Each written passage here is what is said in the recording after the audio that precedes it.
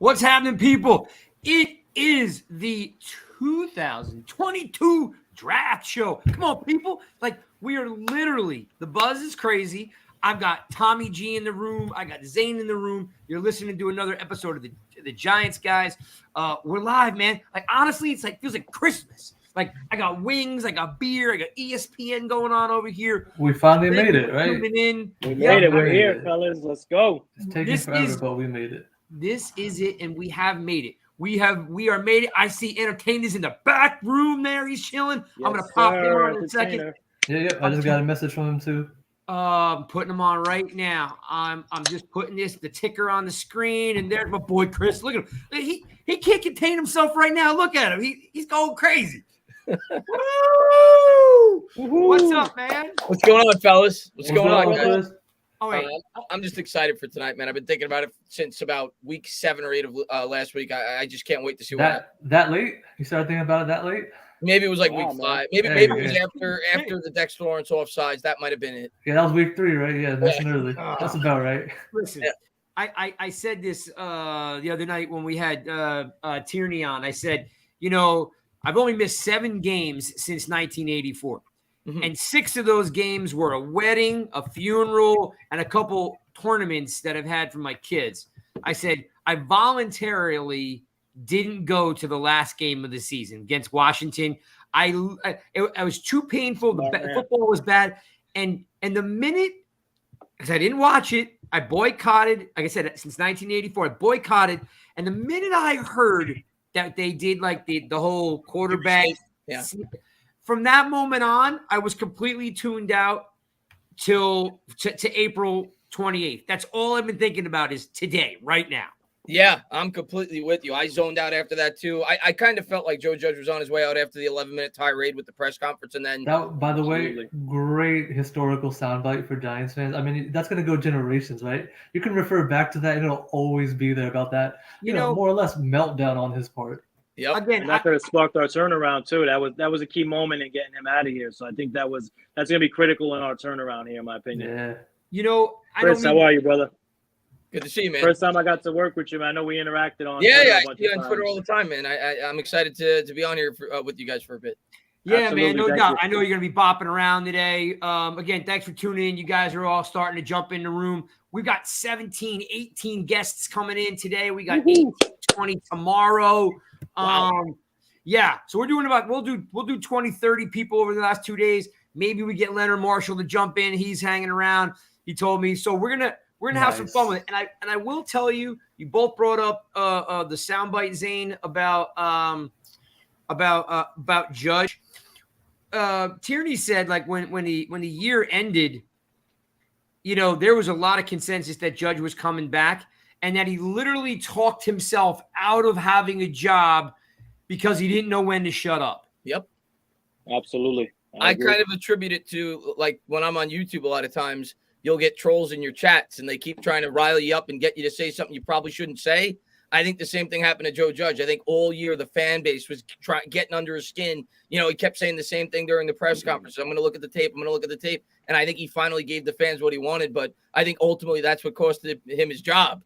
Because he kind of went off the rails. He let the trolls get to him. That's the way I looked at it. And then obviously the QB sneak, and we are where we are. We got a new coach. We got a new GM. And I thought, I was a guy that kind of tried to stick by Judge, even though I didn't love the job he was doing year 2. I wanted to give him more of an opportunity. I knew that he inherited a really bad situation. But it got to a point where I said to myself, we're going to fire Gettleman. and I don't want Joe Judge to impact the GM we're going to bring in. And I knew that it was possible that it could, because if I'm a GM, I don't want to be told that this guy's going to be my head coach. What does he have to show, right? So it's unfortunate. I don't know if he got the best of opportunities, but he also didn't do the best of jobs.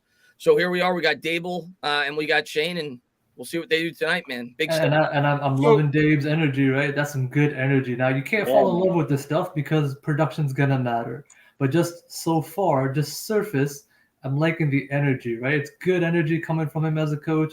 He's connecting with the players, which is nice. So, I mean, let's see what it actually translates into, right? Yeah. Can't fall in love. Can't be like, oh, this is the guy. We got nothing to base it off of. But so far, I like what I'm seeing, at least. Even with Shane, I like how he carries himself. He's a pretty honest, genuine guy. You can see the scout in him. When you see these like mini videos and clips, you can see his scout side coming out. So I like his temperament, too. So, I mean, it'll be like I said, let's see.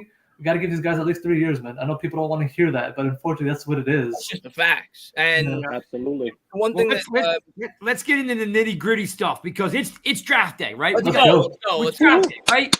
I mean, listen, like if this isn't freaking Christmas, I don't know what is. Okay, so all right, so Chris, I wrote down about 9 different topics that have rolled out in the last 2 hours. Right. Okay. So I'm going to throw them at you. I'll let my guys jump in here too. The very first one is the biggest news that we're all now ready to cry over. It is confirmed by Dr. David Chow that Equanu has a shoulder injury. Okay. So my question is, A, have you seen this, heard this?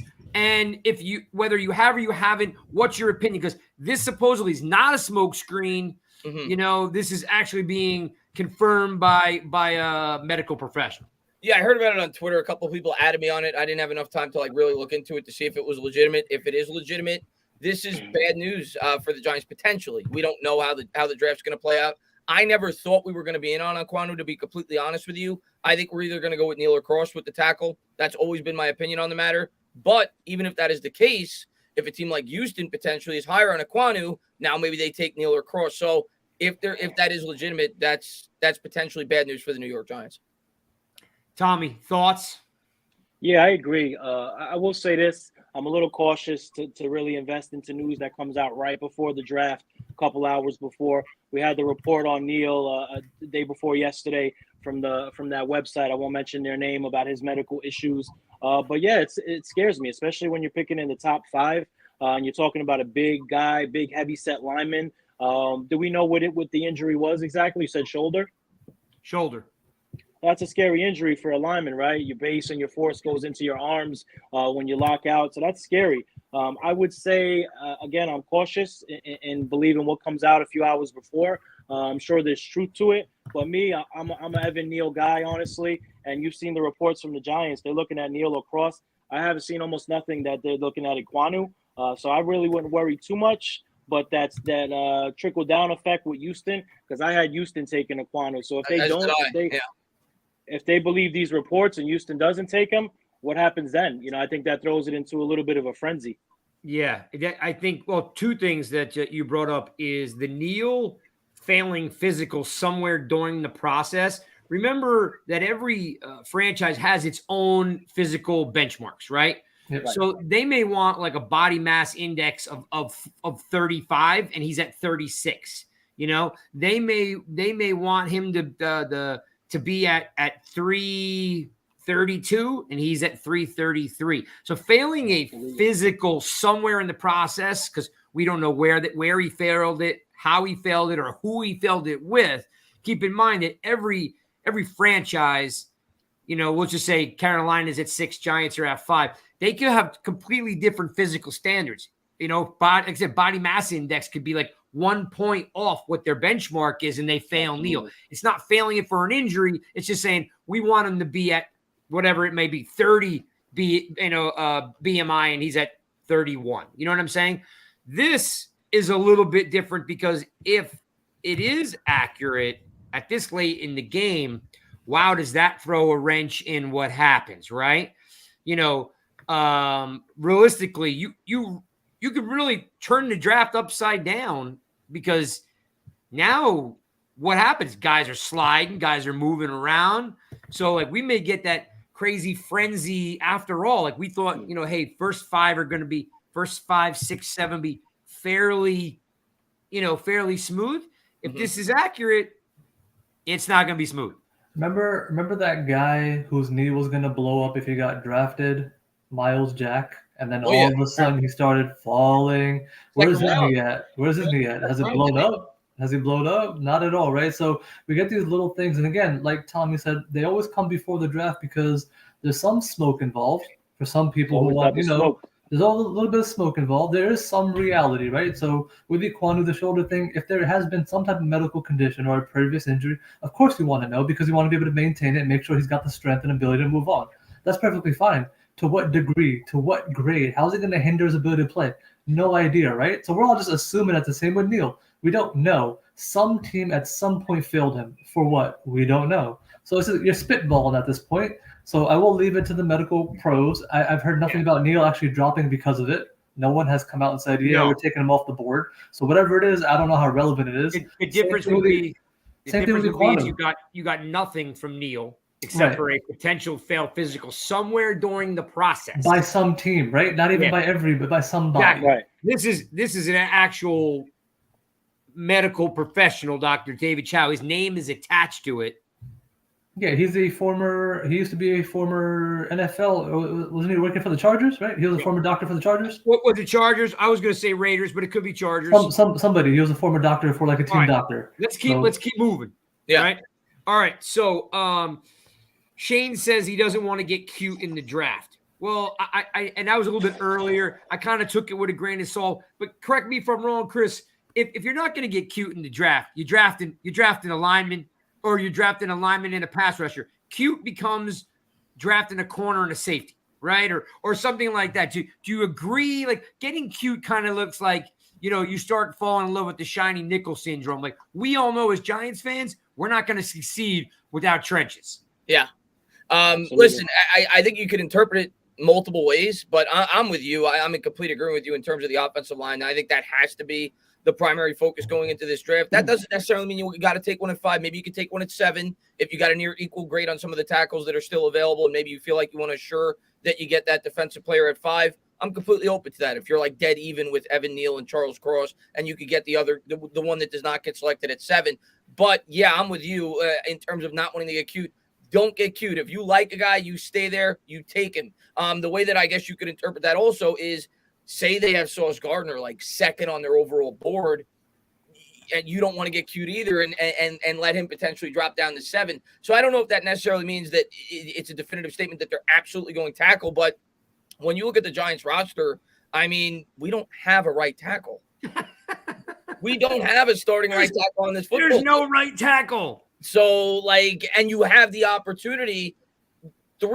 I include Cross. I think 3 of the top 10 prospects in this draft are tackles. Yes. And the Giants have the ability to snag one of them. So it's like a perfect scenario for the Giants where at least close to best player available meets their most immediate need. So I think it's why Giants fans think it's like blatantly obvious that we should come out of this first round with at least one tackle at 5 or 7. Agreed. All right. So good news. Tomorrow during the 3rd round, the pick will be announced by Amani Toomer. Nice. Okay, so saw that come across the board, which is cool. I like the fact that Toomer's involved. I think he should be more involved with the team, but it's good. It's again, he's a very cerebral, intelligent cat. Just a shining light, I guess. That those years were great that he played. So it's nice that they're involving him. I don't know how it came about, but I did see it come across today that Amani Toomer will be announcing our 3rd round pick. I love it. Yeah, and they had Slayton do it last year. I remember that. It's cool. It's cool that they're gonna have Toomer, one of my favorite Giants of all time. What I'm looking forward to tonight, the highlights that kid's gonna announce at the that's awesome. Sam is his name, I believe. Sam. That's the coolest thing I've seen, man. That is so awesome. I mean, he was so. Not only was he excited, he's like hugging. Shane, like he's known him his whole life. I thought it was so cool. I was watching that video clip and I was like, is that Eli in the back? Because it looked like a wax figurine or statue because he wasn't even moving or blinking. And then he finally moved on. That is Eli. Yeah, Eli was just enjoying himself. But that was such a cool moment because I think I would react the same way if I was a kid. It was just cool to see how excited he was, and I'm sure that's going to be highlighted tonight for Giants fans. I was just amazed, like I probably would have been a little bit intimidated. You know what I mean? Like probably, especially with the camera around and everything. Yeah, that kid didn't blink an eye. He was. Hey, he's living the life to the fullest that he's got, and good for him. And I think it's gonna be a great experience, and I can't wait. Without a doubt, that was pure enjoyment. Yeah, without a doubt, pure enjoyment. But if any of us were there, I don't think we would react that way. The kids probably not. You like to think you would. But now that you mention it, if I'm surrounded by the GM and the coach and Eli Manning with a camera in you're probably right. It probably wouldn't be. I'd probably be a little shy away a little bit from the camera. The kids are used to having a camera around them all the time. You know what I mean? As adults, we'd overthink it, right? That was just a nice, pure moment, and that's nice to see in life. Just a nice, pure moment. That was awesome. Great.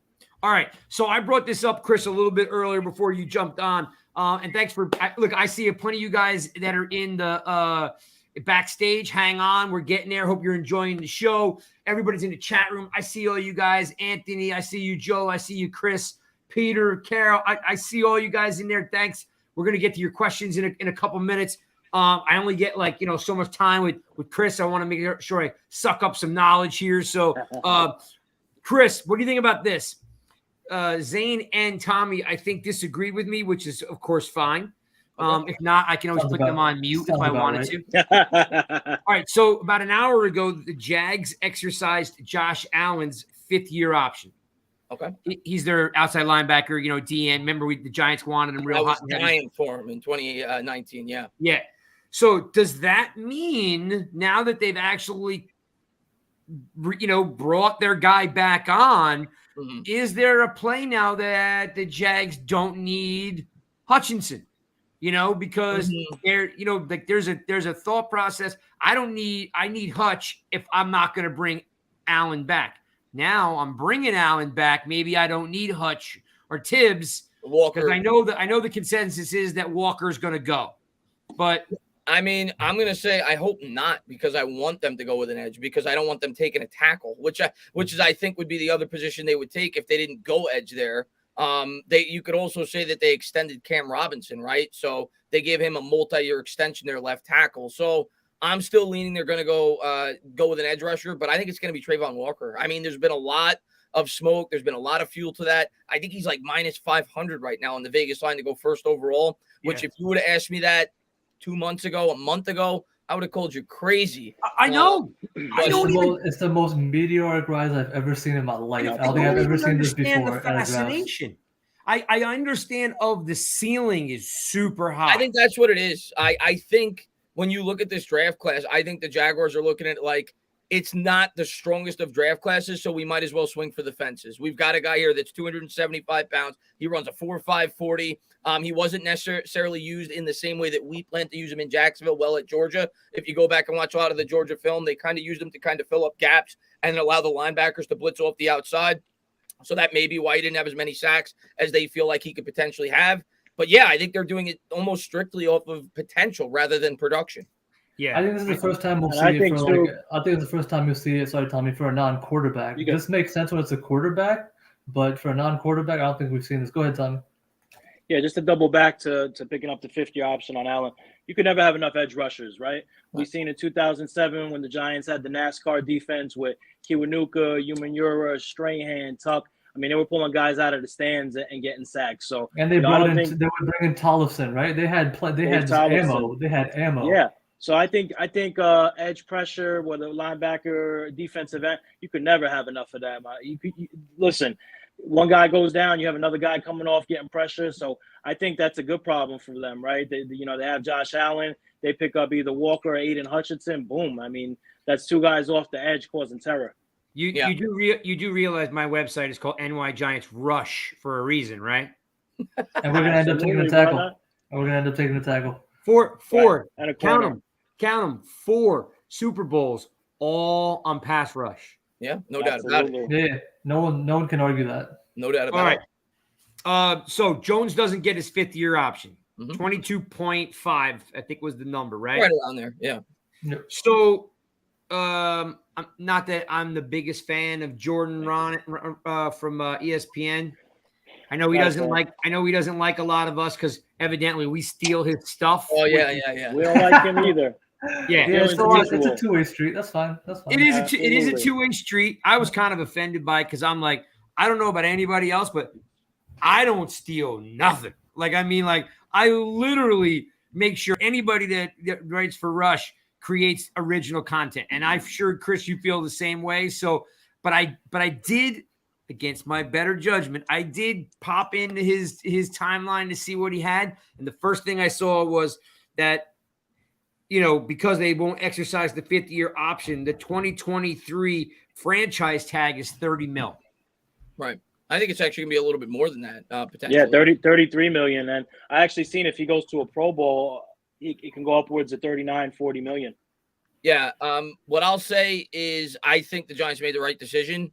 Absolutely. Because the way I look at it is this: one, Daniel Jones to me is not, and I'm rooting for Daniel Jones, and I think Daniel Jones could improve a lot this year with all the added variables, the offensive line, if he could stay on the field with the new offensive scheme. I think we all agree that could make a dramatic difference, especially if you take a wide receiver relatively early in this draft. We'll see. But the guy's not proven to be able to stay on the field yet. He's missed 13 games through his first 3 years. And the production, no matter what you want to blame it on, has not been there yet. So, and Joe Schoen never drafted Daniel Jones. So if I'm Joe Schoen, why am I going to commit $23 million to a guy that I had nothing to do with being on the New York Giants to begin with? I'm going to make Daniel Jones prove it before I give him that money. And the way I look at it for people that say, well, now it could cost us, say, $12 million if we have to franchise tag him and pay him $35 million, I'll gladly do that. If he proves me wrong and he goes out there and plays really well, I'll eat the $12 million for 1 year. I don't think it's worth committing $23 million before I see further evidence. The other thing I'll say is if you do give him, if they had given him the 5th-year option and he throws 38 touchdowns and he balls out, do you think he's playing on that $22 million next year? I don't think so. I think he's holding out to get an extension anyway. Oh, so yeah, give the 100%. Giants much leverage if he did what we are hoping he could do. Yeah. So this is standard finance, right? Hedging your bets. That's what this is called, right? Because you win either way if you're the Giants. If he balls out, you got to pay him market rate, no matter what. Like, you And know, we should Chris, be happy like, to do that.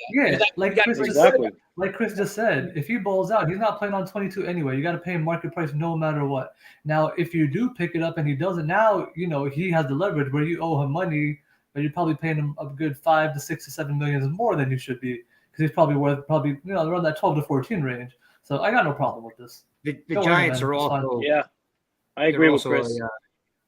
they're also a creature of habit. You know, there's nothing saying that the Giants won't bring in an Andy Dalton to be a bridge. Like, I'm not saying you don't go. Like, I'm not a Stroud guy. Okay, I'm just not. I'm never gonna be. You know, he's got a great arm and a great deep ball with great deep receivers. I watched 5 games of him this past year. I think he's not a very good Intermediate. intermediate mid-range passer. I don't think I think he just basically bombs the ball, forces the ball to the sideline 7, 8 out of 10 times. He never scans the entire field and doesn't have the touch to throw that intermediate mid-range pass. That's why, you know, his tight ends or his slot receivers don't get any love. So I don't know if you can get by in the NFL like that. But now, again, he's got a whole year to grow. But I'm not putting it past the Giants on bringing in like a guy like Andy Dalton. They did it with Kerry Collins. They did it with Kurt Warner. I can't rule anything out because we are a creature of habit. They already have, man. Tyrod's on the 2-year deal. Yeah, to me, Taylor's kind of comparable to Dalton. Bridge is already there for me. Yeah. All right, so keep it moving. The report was the Texans are going to look to move back into the first round at 13. Don't know if you saw that or not. No, I didn't see that. You mean you're in the first round? You mean move up more in the first round? Yeah. Correct. Yeah. Yep. So 13, they'll wind up with 3, and let's say they pull it off at 13. So how does that set? Because that's in a like that number, that 12, that 11, 12, 13 is a really unique spot. Yeah. You know? So if they do that, what's the piece, Chris? What are they coming back for? Yeah, I think that when I heard it, and I'm not a huge fan of trading down. I'm not, unless we're blown away. And the objective of I'm trading down is to get another first-round pick. And I don't know if you'd be able to get that, trading down from 7 to 13. I would think it'd be close to being able to get it, though, because when you think about it, last year we traded from 11 to 20, which is pretty comparable to 7 to 13, right? So I would hope that they'd be able to get a future first-round pick. And if you could get a future first-round pick from the Houston Texans, You're talking about a pick that's almost guaranteed to be a top 10 pick next So year. check this out, Chris. They have 2 future firsts. And They you got get Houston, trade. you'll get Cleveland's. I think Yeah, they'll you get, happily give even if you Cleveland. get Cleveland, that's still probably in maybe the 20 range. I mean, I take it regardless of what it is. You take another first.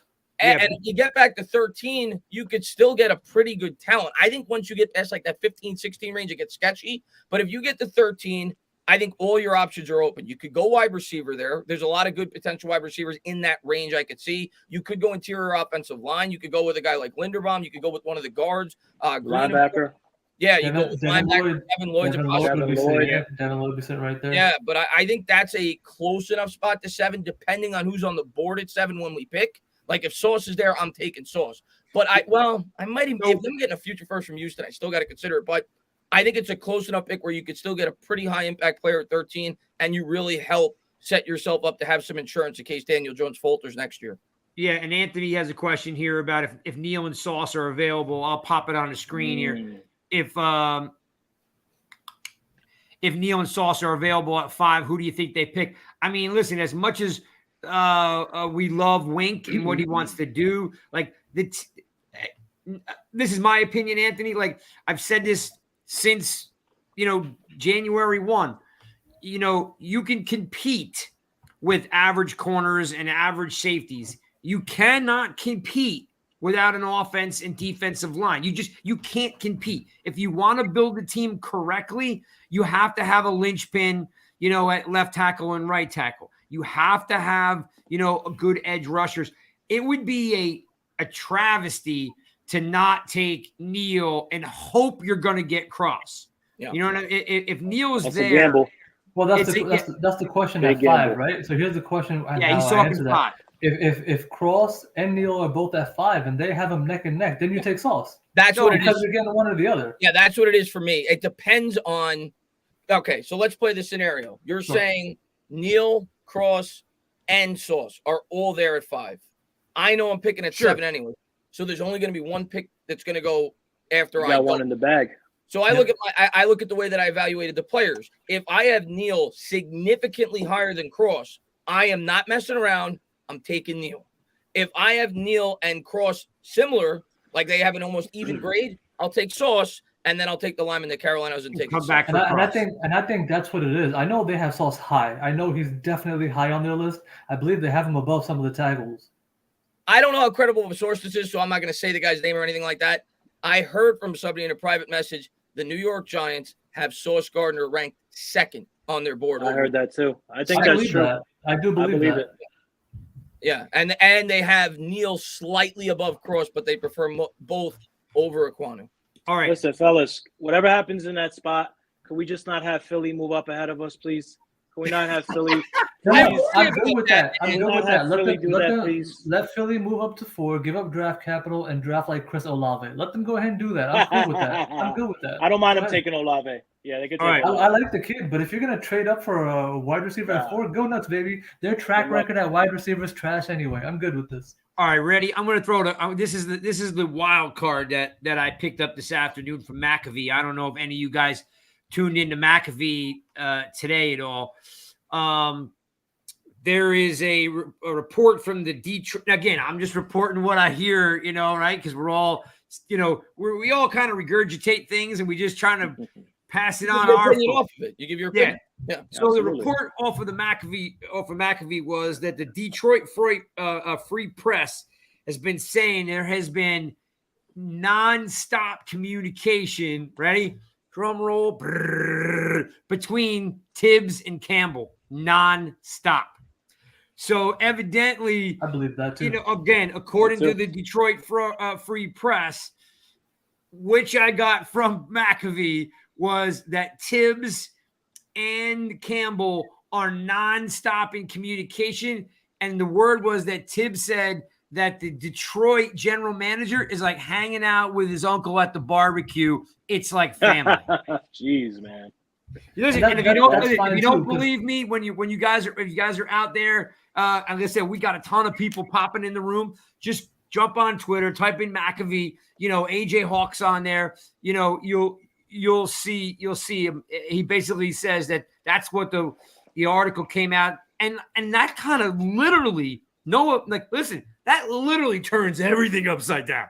Yeah, Thibodeau to me is like the one player that I can't pencil where he's going to go, because there's been so much chatter about him. He's going to drop. He's not going to drop. He's the most talented player in the draft. Nobody likes him. I saw Chris Sims, who I respect a lot. I think he does a great job on NBC Sports player evaluation. He had Thibodeau ranked 7th at the edge in this year's draft class. So it just seems like people have such conflicting opinions on Thibodeau. He's either loved or hated. And he's a guy that I could see dropping out of the top 10. He's a guy that I could see going 2nd overall.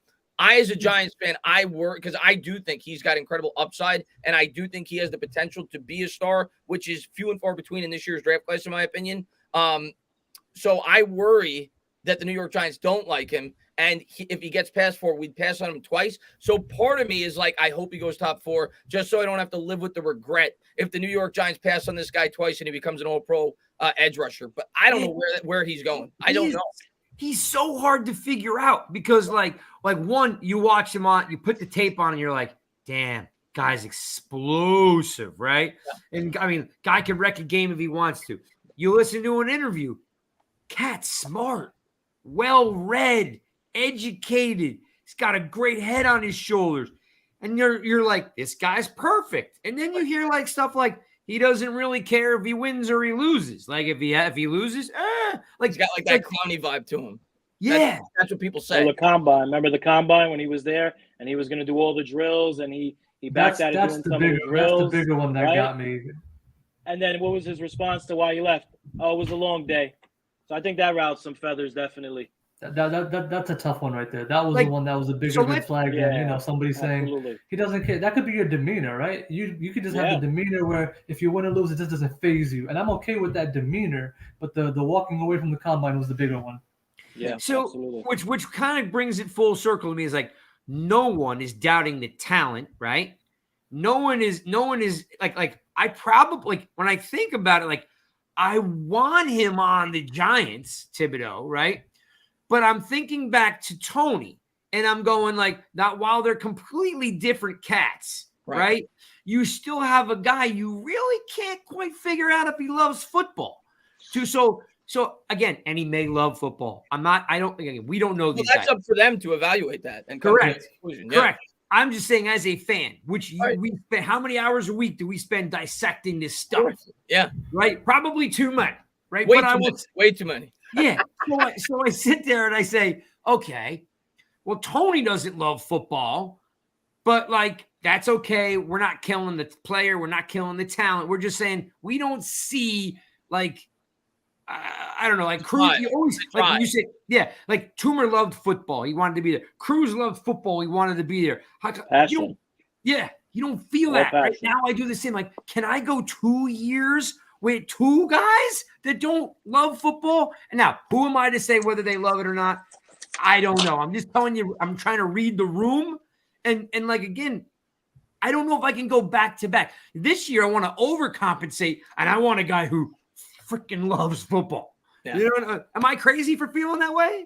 No, I don't. I mean, again, I don't want to read too much into any of it because a lot of it could be smoke screens and teams 100%. Trying to influence some teams to pass up on a certain player so he drops in their lap. So I don't want to read too much into it.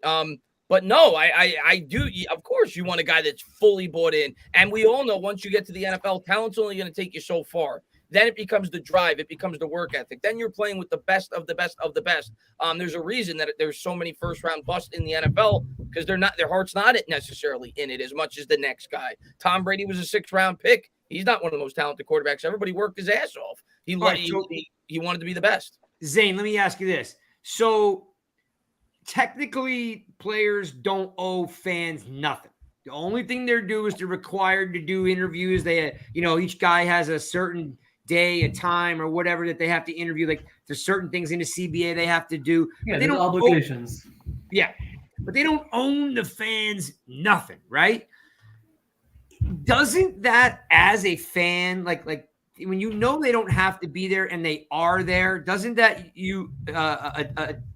adhere you to that player, the guy who answers all the questions, who's always there? Like, Like you like that guy more because you know he doesn't have to be there. If a guy knows he doesn't have to be there, so he's not there, doesn't it become a little bit harder to attach yourself to him? Yeah, so I'll use a good recent example of Evan Ingram, right? We all have a love-hate relationship, but the guy mostly hate just because of the timing of everything that went wrong with him when it did, right? He's like walking Murphy's Law. But on the professional side, the guy was a pro's pro. Stepped to the mic, took his lumps. Yep. You respect that. If you can respect that, you can at least appreciate, if nothing else, whether he loves the organization, he's a professional. What more do you really want, though, as a fan? Like, he stepped up and he took his lumps, and I'm okay with that. I wish him luck. I felt bad for Evan Ingram, to be completely honest with you, because of what you just said. He came across as such a likable guy. He was known as an incredibly hard worker. The players loved him. The coaching staff loved him. It just didn't work. And I think a lot of it was mental. I really do. Yeah. I don't think he had physical limitations. I think it was mental. I think he's going to – I think I could easily see him going to Jacksonville and having a good career in the NFL, but I think it was mental. Whenever his confidence got shot. Saquon last year, mental. He has a hurdle. He's got to break that. What happened to Joe Judge? Pressure. He broke. Like, I mean, there is a lot of pressure involved in these positions. And of course, and the New York market is not easy either. It's not, man. It's tough here. We obviously, when we look at players, we treat them as that, right? They're just a player. When outside of that vacuum, there's so much going on with them like everybody else in their lives. There's a million things happening. So from that standpoint, obviously it's unfair, but that's just the realm of what it is. It's just the industry. Reality. It's the reality, and it's tough. So from that standpoint, like, I feel for these guys. Tibbs has all the potential. Tibbs goes number 2. I'm not shocked. I'm not shocked at all. It's going to take a lot for me to be shocked tonight, because I see so many different scenarios. No, I won't be shocked if you see Willis in the first 5. There's going to be some shock. I won't be shocked if I see Willis 5. I'll be moderately shocked. If in the first 5, I'd be shocked. If I see Pickett 5th, I will break my television. But I'll log off, Craig. I will log off. I promise you. I'm turning it off. I'll say, you're on your own, man. I'll see you. Listen, we know there are probably 3 scenarios that will cause some stir. They can't technically. Technically they can mess it up, but there are 3 things that'll make things go bad. Like if they drafted, let's say, like Stingley and Hamilton, you know that the place is burning down. You know if they. What's that, Tommy? Yeah. That's getting cute if they take Stingley. That's correct. Tommy, that's getting That's ugly. super cute. Yeah, if they drafted Willis, not because Willis is a bad player, but at 5, you don't need a quarterback. So if they drafted Willis at 5, again, not because of the player, but of not wanting to put a quarterback to sit on the bench and draft him at 5, can you imagine down a lot of people. Can you imagine the plan all along was to not exercise the 5th year because they got a QB in the stash? I mean, can you imagine? We'll see soon, but I doubt it. I doubt it too, but can you imagine the world on fire? It will be on fire, by the way. I have a question. We don't deserve that anymore. We've been through this.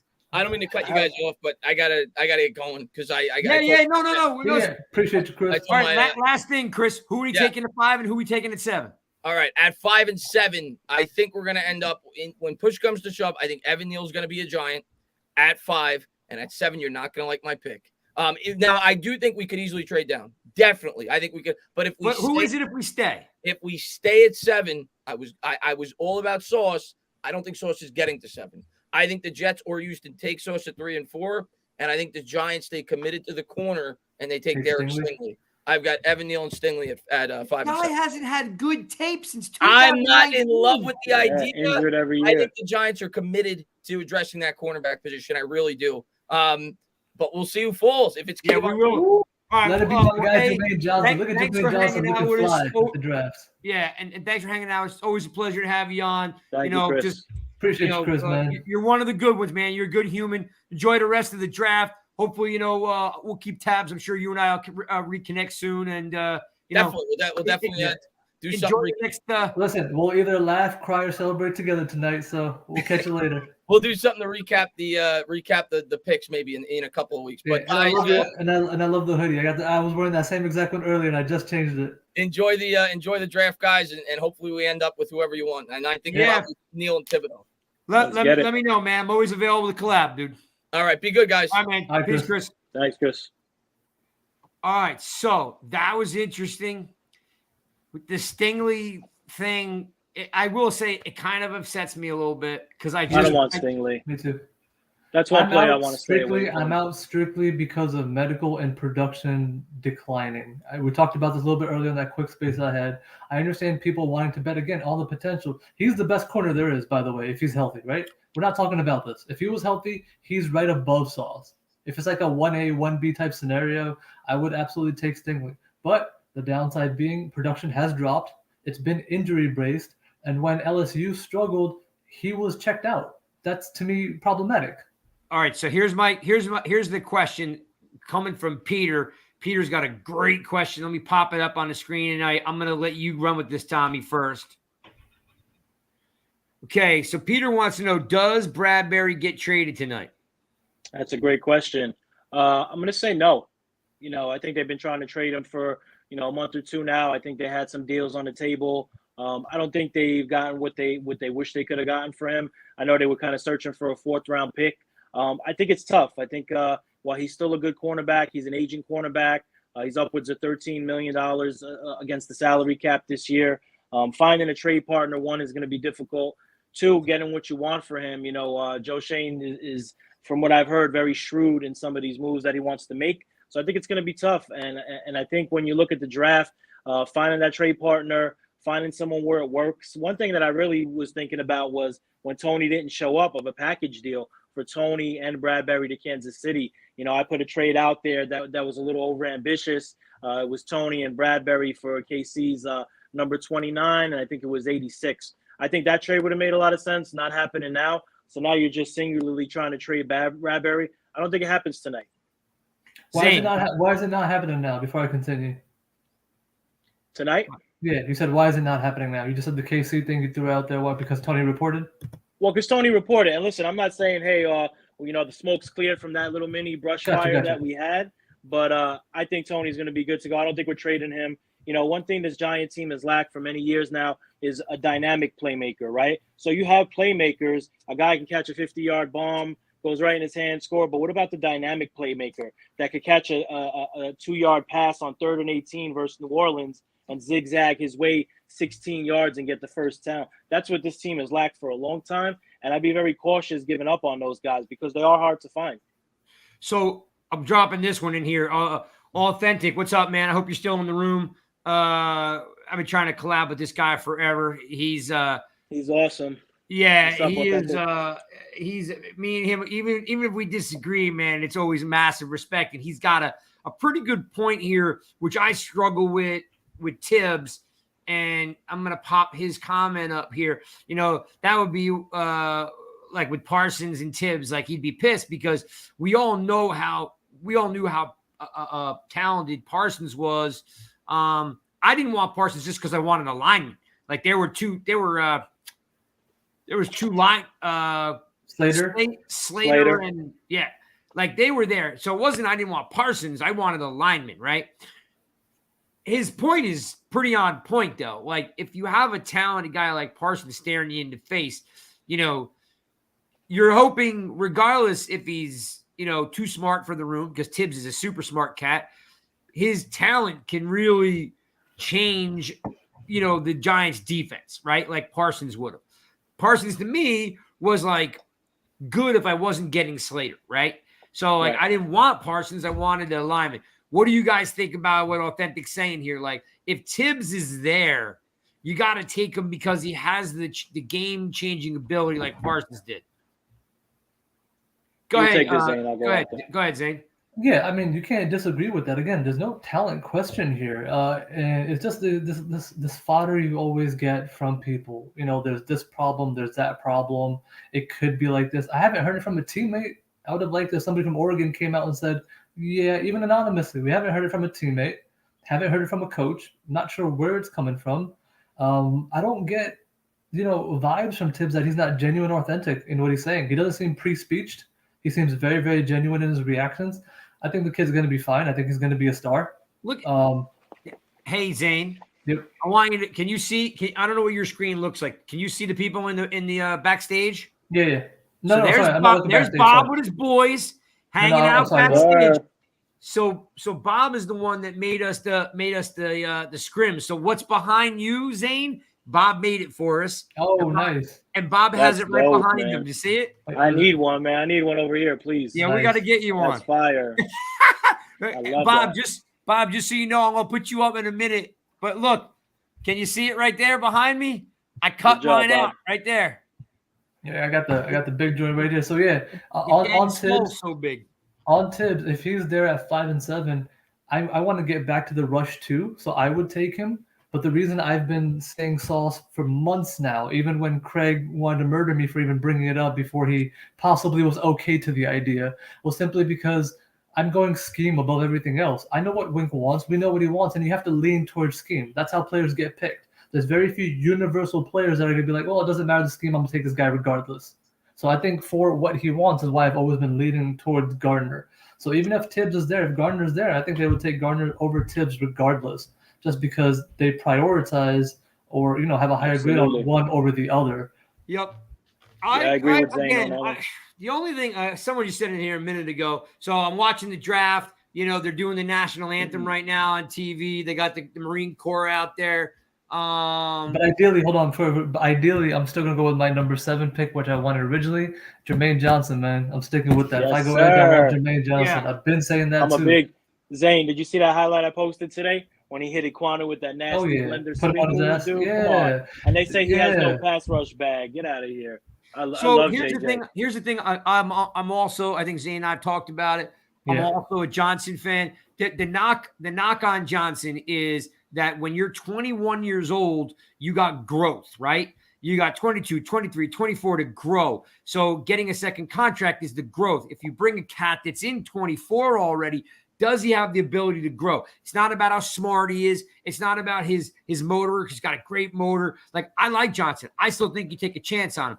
The yin and the yang on Johnson is at 7 is, can a guy still grow at 23, 24 years old?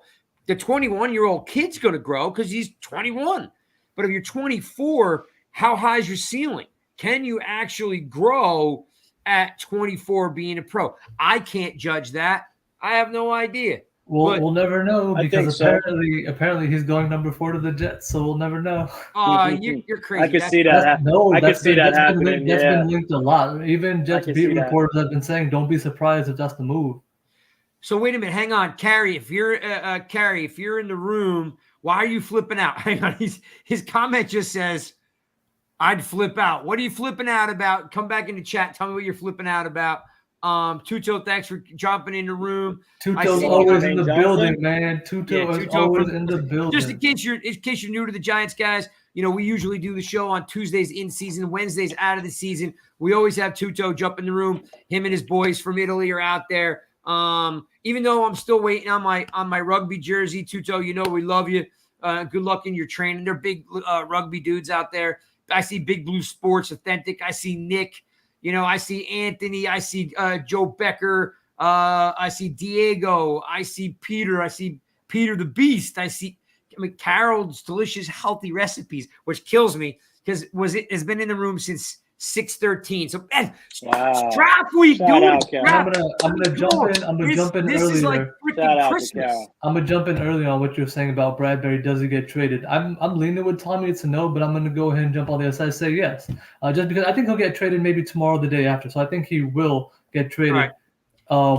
Carrie has anyone will flip out. Carrie has defined his wait. Carrie, male or female? It's a unique name. Could be either or. Yeah. I love the Italian last name, though. I'm gonna go with Tommy. I still think they can package Bradbury with 36. Absolutely. With 36, I think they want to sneak back into the 3rd round for one more play. Linderbaum drops. He's that guy you want to kind of pick out. Nakobe Dean falls. He's that guy you kind of want to pick out. That 1st round talent on the edge. Wait. I think that might be the move. You're saying Dean with 7? No. No way. I'm saying they can trade Bradbury and go for Kansas City at like 29 or 30. Get back into the 1st for a 3rd pick. All right. So Carrie says it's a cat. Oh, it's Catherine. Got it. I got it now. I apologize. And We'd yeah, all flip out. We'd all flip out at record, Malik Willis at 5. Not because we don't like the Malik guy. Willis over here. This has nothing to do with the person. Everyone needs to understand this. He's like awesome. But this team's not ready for him either, Zane. Like I'm not putting a rookie quarterback right now behind this offensive line. Not at all. Well, look, I'm a little bit in the minority because I'm. Ooh, look at that luscious hair, Craig. Go ahead, swing it for me. Swing it for me. Wow! Look at that. Ooh. All right, Damn, so that's that pure Italian hair right there. That's olive oil. That's the first time I've seen your hair, Craig. Wow. All right, so look, this is. We'll only say this one time. It's the only redeeming quality I have left. Okay? That's true. I'm impressed, dude. Yeah. First time. And look, it's pretty brown. That's very nice. But here's the thing about Willis. I'm not a fan of the player, but I mean, like, look, I know he can ball, but like, Authentic usually gets mad at me when I say this. Like, in the Senior Bowl, all I wanted to do was see him throw the ball against the best talent, and he ran 6 times, right? Put that happen. What do you mean? Don't be jealous, Peter. Don't be jealous. Won't be jealous. Willis is a super talented cat. I think he's going to have a nice career. It's definitely not the right place to draft him at 5. So Cat is 100% right that, yeah, I would totally flip out if the right situation. Yeah. I think I'd be in disbelief. I'm going to start pulling in. Where are we in the draft? We got a commercial on right now. We got about 9 minutes till showtime, but then you got the obligatory 10 to 15 minutes, even though we know it's going to be Trayvon Walker. Yeah, I can't stand that. Why? Like, come on. Just all right. So look, that's how they make money, right? They tell the teams, don't put in the card because I got to get these commercials off. Yeah, exactly. Hey, look, man, everybody's got to get paid. Yeah, all right. All right. So I'm going to bring Bobby in early so we can get these people going because Bob and his boys have been chomping at the bit. Let's go. And we love Bob because he's a huge supporter of us. We met Bob at FanFest last year. Him and his family, great people. We get Bob in here because I'm sure Bob sends me some long texts. Mm-hmm. Like, and when I read Bob's text, like it takes me like an hour to get back to him because he gives me too many things to think about at one time. So let's get Bob in here. Where is he? Here he is.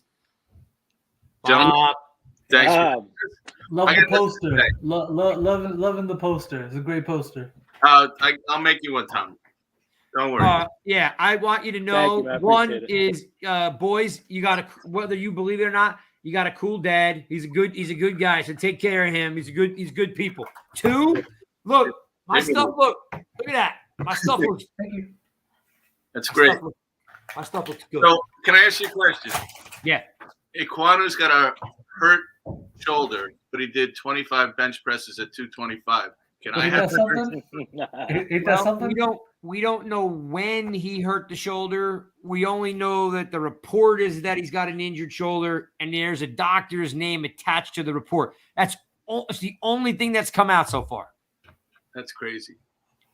And if that's true, which again, I doubt there'd be a medical professional attached to it if it was a smoke screen. Like that really completely flips the script. That's like Laramie Tunsil with the bong mask. Well, actually, no. Even Warren Sapp. Think about Warren Sapp. Yeah. Do you guys remember Miles Jack was supposed to be like a top 5 pick, and all of a sudden his knee was a ticking time bomb, and he drops like 15. But I mean, he's been excellent for the past 7 years. So, Bob, Larry Tunsil, though, was like, smoking weed. Didn't affect how he played. No, if Equanu's got a bad shoulder, like, and again, who knows, what it really is.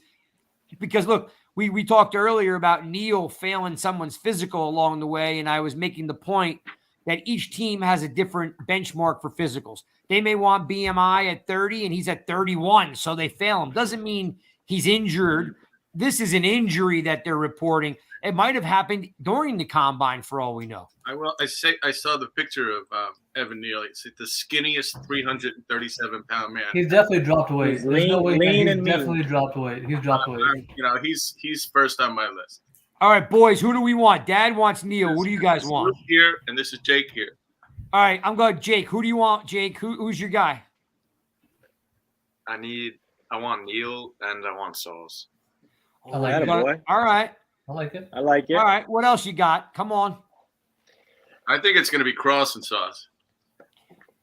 You know, I read today that he had 683 pass protection opportunities. He gave up 1 sack. Oh yeah, no, he's great passer. All right, your other son's quiet. Come on, bring it, man. Because here's the thing, Luke's not you used gotta go against the other two.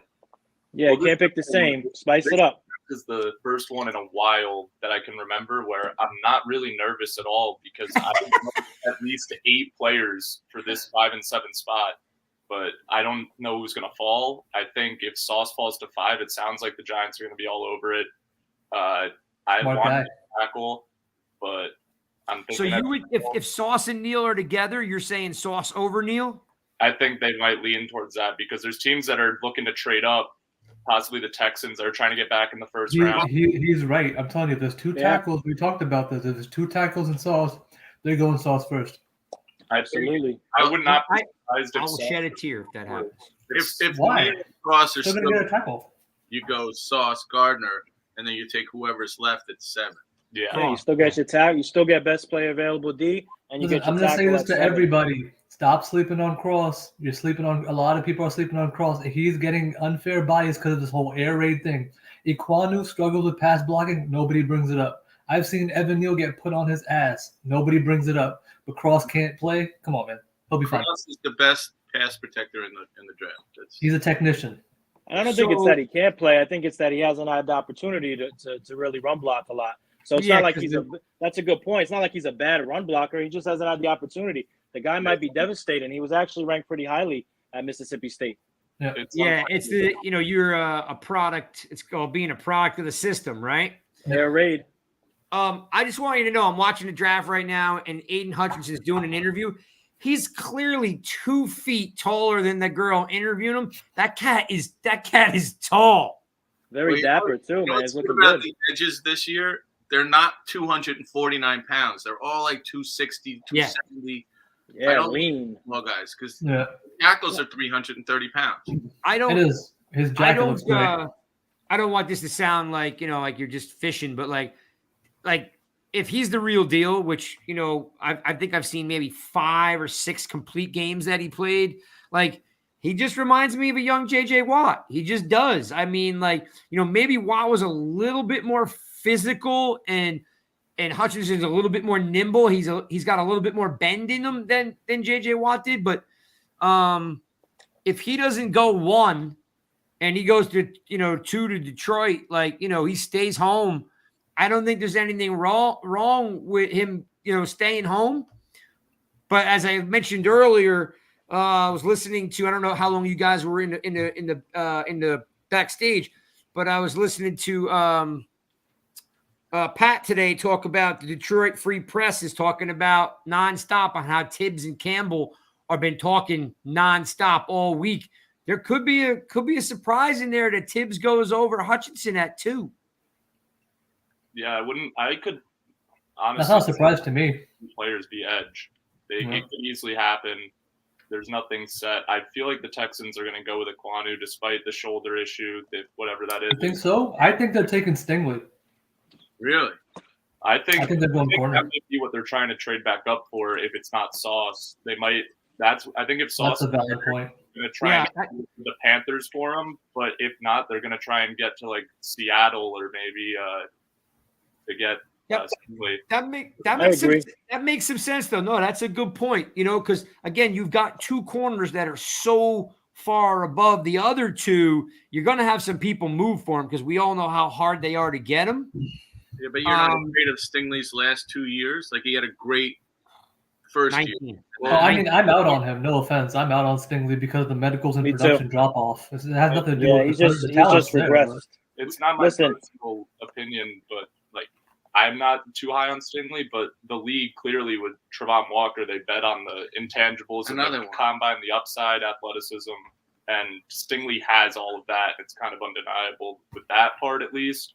And I feel like the Texans might be betting on the upside and what they could do with him with Lovie Smith.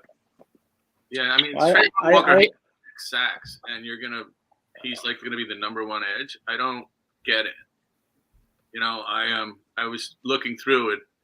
Strahan had 41.5 sacks, and Tuck had 24.5 sacks, and Google says OC had 85 sacks at Troy. I don't know if that's possible, but I was looking at him.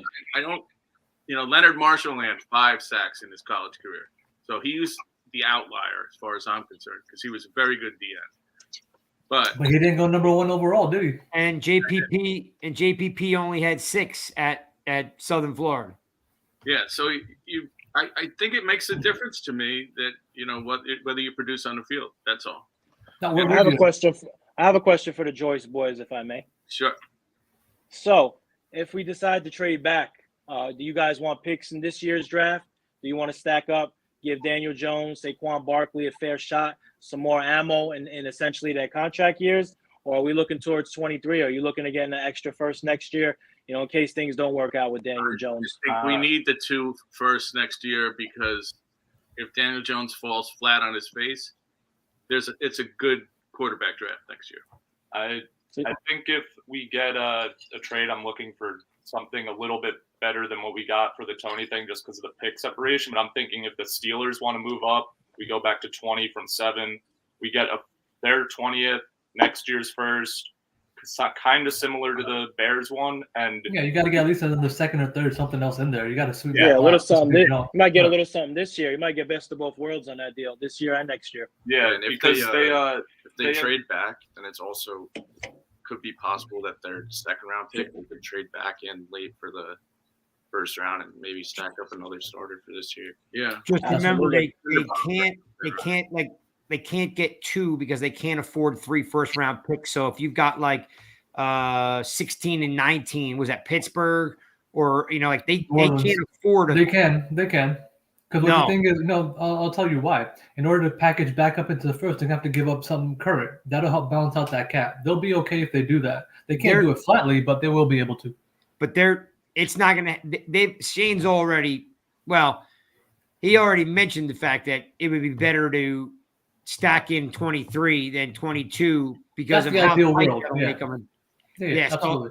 So to the Joyce boys' point is good answers, fellas. Yeah, if you're moving back, not too far back, but enough where you're getting because, like you said, some of these guys you don't get the value when you get too far back, and now you miss on some of the prospects that you want. Like after, and I think Chris said this earlier, once you get into 15, it does drop. It does. Those blue chips do drop. I don't want to see the Giants, like I said, do something only looking for 23. I still want them to be as competitive as they can in 22. I think that if they trade back and if they could get Linderbaum, who is an undersized center but reminds a lot the same kind of narrative that happened with Creed Humphrey last year, I don't think the mistake's going to happen this year where they let the undersized center fall and go first team All-Pro.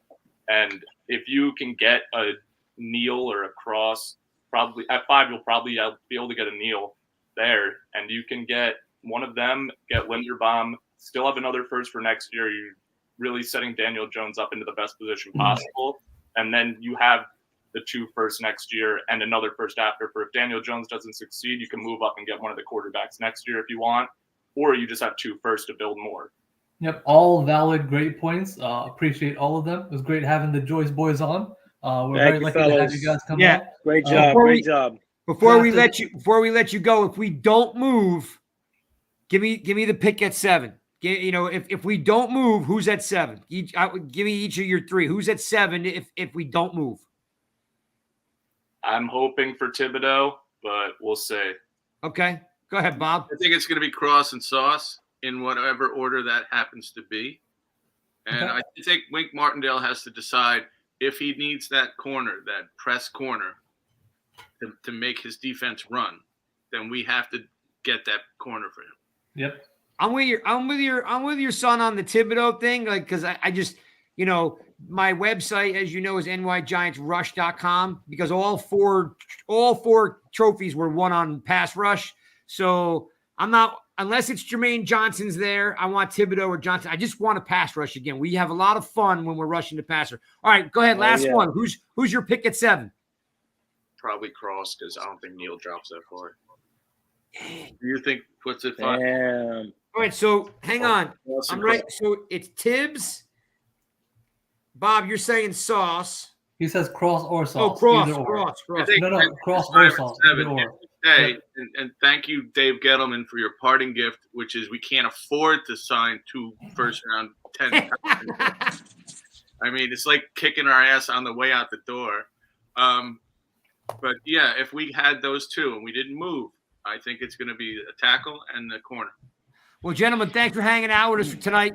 Thanks for having I wrote down your picks. I will send you some slanderous tweets later on today if you're wrong or if I'm crying, one of the two. But thanks, guys. Appreciate everything, guys. Appreciate you Nice guys job, coming on, fellas. man. Thank you. Enjoy the draft. We'll laugh, cry together.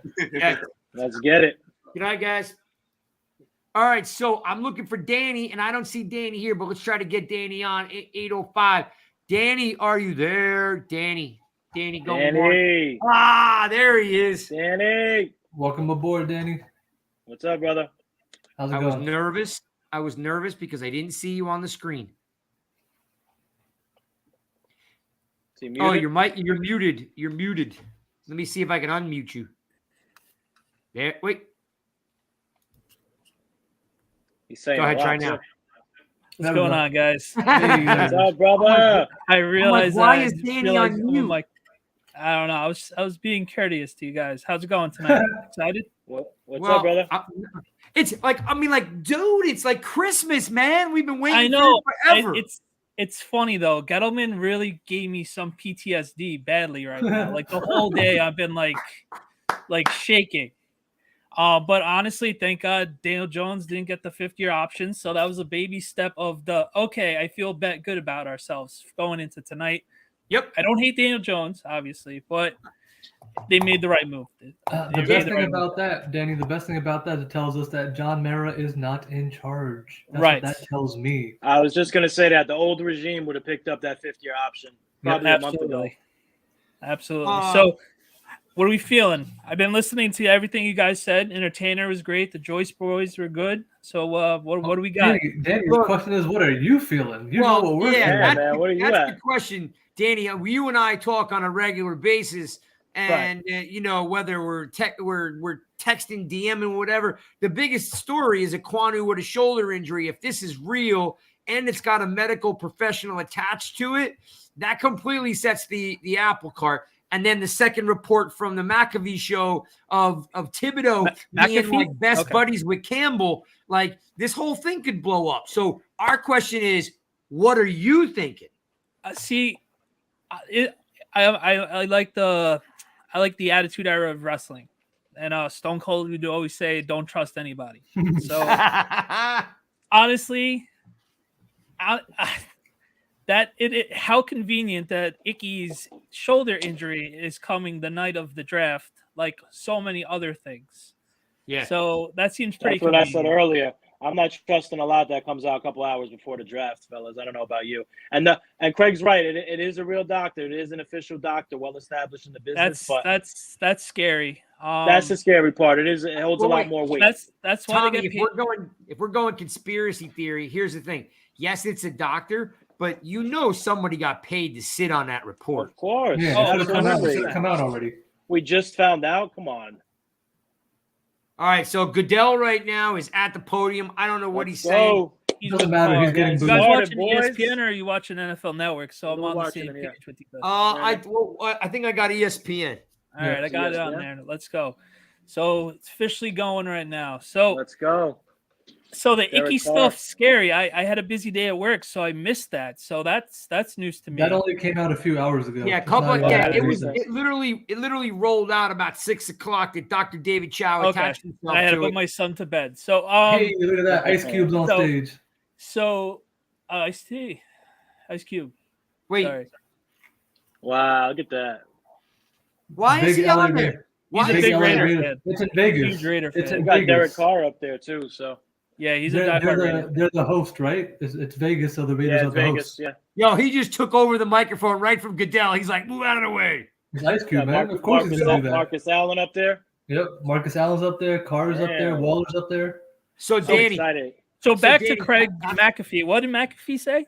All right, so on the McAfee show today, they're doing their thing, and they had an article from the Detroit Free Press that was talking about how frequent Campbell and Tibbs have been talking like nonstop. Interesting. And Tibbs's response was, hanging out with the Detroit GM is like hanging out with your uncle at the barbecue. It's all family. Oh boy. Okay.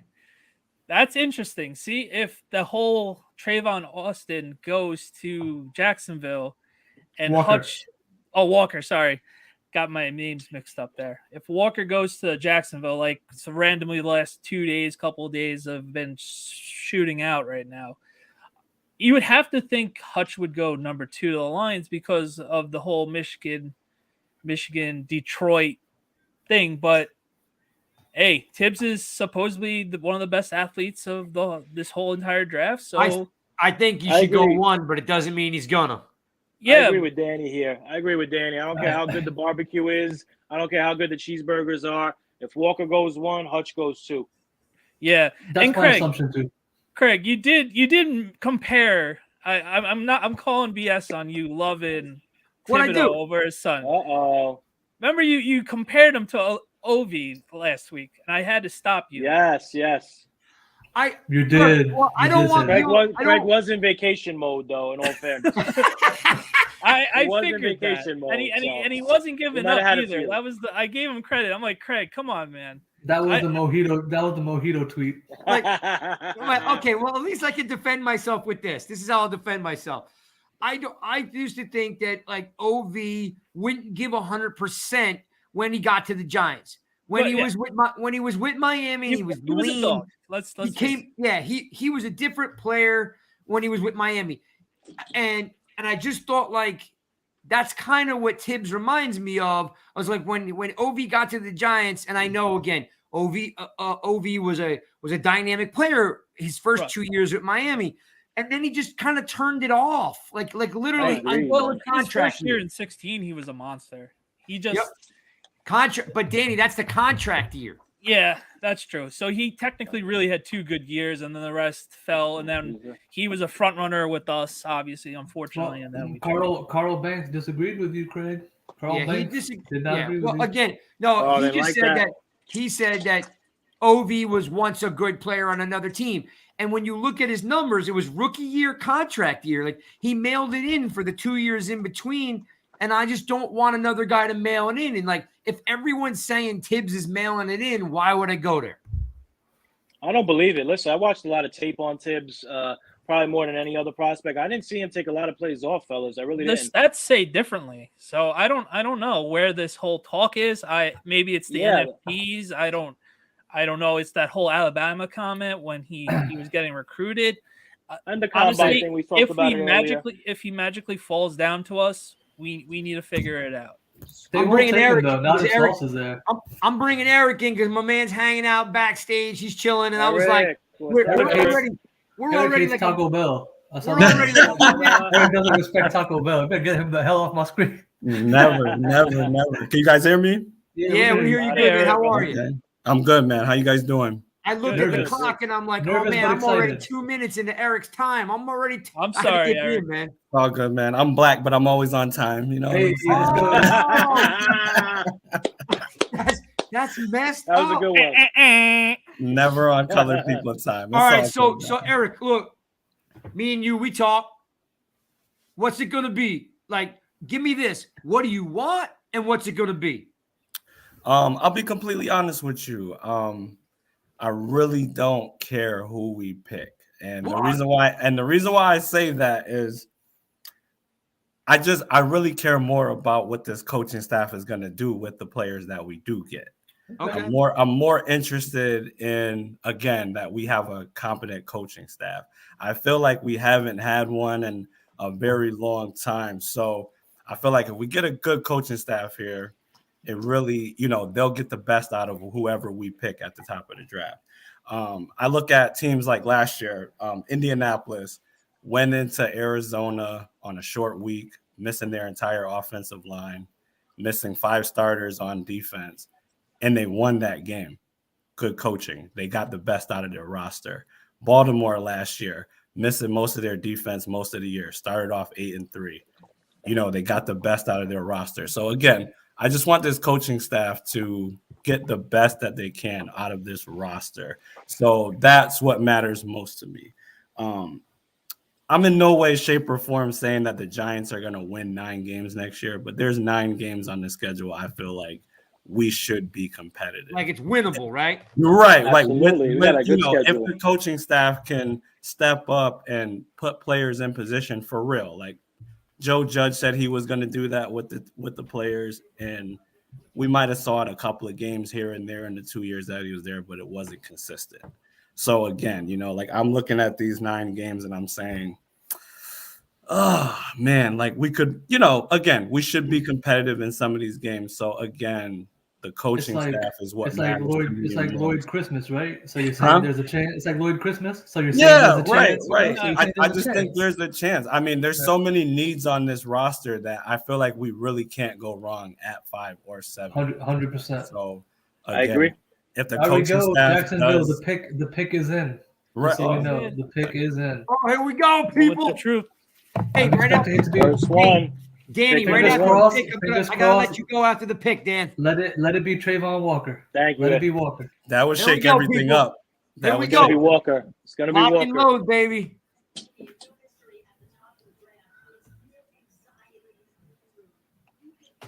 Twitter's gonna have it first. Oh yeah, don't look. Sure Don't look. I'm not looking. Don't look. Cheat. Don't look. Don't cheat, Craig. I'm looking at Susie Colbert. No cheating. My man Zane, man, why do you love Taco Bell? What's going on, man? Oh, it's so good. What are you talking about? Like, come on. It's so delicious. Dude, did you ever have a real good Mexican food? I've had real Mexican food. Not I've had real. I mean, Taco Bell's not Mexican food. That's for I like Taco Bell. Eric, I could dress him up, but I can't take him anywhere, man. I hear you. Eric, I'll tell you something hilarious about Taco Bell. It's actually the healthiest fast food. Yeah, I saw that too. I'm not even joking. Read about it. They've changed everything about the way they work. They actually have the healthiest fast food. No lie. It's also the fast food that runs through you the quickest. Oh, yo, right now, you gotta send you to the bathroom in a heartbeat. It's like a free colonic, bro. It's all right. Free cleansing. I got Charlie. I got Peter the Beast. I got Ben all coming up. I got Paul from the Bahamas because I was on vacation last week. The pick is in. Come on, tell me who it is already. Let's go. It's gonna be another commercial. Wait, Eric, is it gonna be Walker? Who's your pick, Eric? Give it to me, man. I think they're gonna take Hutch here. I think Vegas knows too much. Danny, who you going with? I'm going Walker. Vegas knows too much. Tommy, what are you doing? I'm going Trayvon Walker out of Georgia. Zane, what do you got? Walker. Here we go. Easy call. Well, I'm going with Sauce. Okay. No, I'm just kidding. I'm just kidding. I'm just kidding. I'm just kidding. Here he comes. I'm going with Hutch. Come on, say the words. Trayvon Walker. This would be crazy because it came out of nowhere. Like he just sometimes shot up. It's rigged. He just shot up the board. Did you say it's rigged? There it is, Trayvon Walker. Oh my God! Listen, I have not seen a non-quarterback rise like this in my life, and I've been watching drafts since like the early '90s. Like this is the most insane thing I've ever. I mean, I love the kid. I'm rooting for this. I'm rooting for this kid. I'm rooting for this kid 100%. I don't. Oh my God. I want to say this. I think this is one of the. I don't get it either. I think this is one of the worst number 1 overall picks in about 20 years, in my opinion. That's what people said. Guaranteed. That's what people said about Mario Williams. I think people said that about Mario Williams. Wait, hold on. Time out. Are you telling me he's not there? No, he's at home. The first pick in the draft's not there. No, he's not even he believes it. Not even he believes he went first. You know what? That is 100% right. That's 100% right. Wow, I'm shocked. Jags being the Jags. Jags being the Jags. You gotta love that, though, right? All right, Danny, I gotta let you go, Dan. Thank you, Jacksonville. Thank you, guys. Go Appreciate Giants. You, let's go. All right, I gotta Lions pick is in, by the way. It's gonna be Hutch. It's gonna be real quick and easy. Yeah, you're right. It's Hutchinson. Easy. I don't see. Hey, Craig. I don't see Williams, so I'm bringing in Peter the Beast. Peter, you better bring us some good luck here. What's up, Pete? Peter, what's going on? You're muted. Peter's on that mute time, too. Let me see if I can get him off mute. Peter, you're muted, buddy. All right, I should be good. There you are. How are you, my friend? Good. How you doing? What's up? Walker went first. What's up with that? I'm not in shock of that. I mean, but have you ever seen something like this though? Have you ever seen a project like meteoric? This? No, meteoric. Honestly, I never even heard of him 3 months ago. That's true. Yeah, if really? You're not a Georgia, Georgia fan, you know, if you're not a Georgia fan, you're not really spending a lot of time on Walker. No, but I think honestly, I think he went from maybe 20th, right, down to number 1. I've never seen that. Never. It is and insane. even at 20, it was a potential pick. It was like, well, he got some good traits, maybe mid to late round. Zane, you know what scares me? You know what scares me, Pete and Zane, about the Walker pick is that Georgia front seven was one of the best front sevens I've seen in college football history. Mm-hmm. So you don't know exactly what he brings to the table. And you put him on a team like Jacksonville, doesn't have some of these pieces that Georgia had on their front line. You don't know what Trayvon Walker is going to do if he's getting double teamed all game. This pick scares me. It's the same thing that turns me off from Ojabo, right? You played across from Hutch, who's getting double teamed. Listen, is your production? I get a lot of heat for coming down on Ojabo, but in 2021, he played 6 games and he had literally 1 tackle. How do you have 1 tackle in 6 games? Right? And you're playing on the line. You can have it won by accident. Like, all right, the pick is in, boys. Pick is in. Tommy, hold on. Tommy, real quick. What's up, brother? You don't like him with Josh Allen down in Jacksonville? No, that's I like Josh Allen. But what I'm saying is for Georgia, they had it stacked. They had Jordan Davis. They had N'Kobe Dean. Yeah, no, I'm with you, brother. Well, now he's basically saying, Eric, that now they're going to have to depend on him like he's a number 1, and you never saw him be the man. He's going to be the man now. Okay, I got you. Let's see what happens, though. Let's see what happens. Here we go. There you go, Hutch. Easy call first 2. Yeah. And now it's going to get funky, baby. Number 3, it gets funky. I think they can go Stingley here. Yep. That's the word. That's what we were talking about earlier, Peter. I think Stingley, too. Which again, all this is great for the Giants. We're sitting pretty. Right now, the Giants are sitting pretty. I think you could see. I'd be surprised if they were Equanu. I'd be surprised at Equanu. Well, listen. That's why I said I really wouldn't be upset with who we pick at 5 or 7. I really. FYI, Hutchinson looks sharp, man. Hutchinson looks sharp. I like. No, what he's I don't wearing. like Lewis Riddick, but he looks sharp too. That man's sleek. That boy I'm just saying. Sleek. Yeah. I don't like, when you make that kind of cake, you better look good. Well, he ain't making it yet. He ain't signed on the dot. Yo, he's just making those Michigan bribes. No, NIL. He's been getting paid. He's been getting paid for the last year.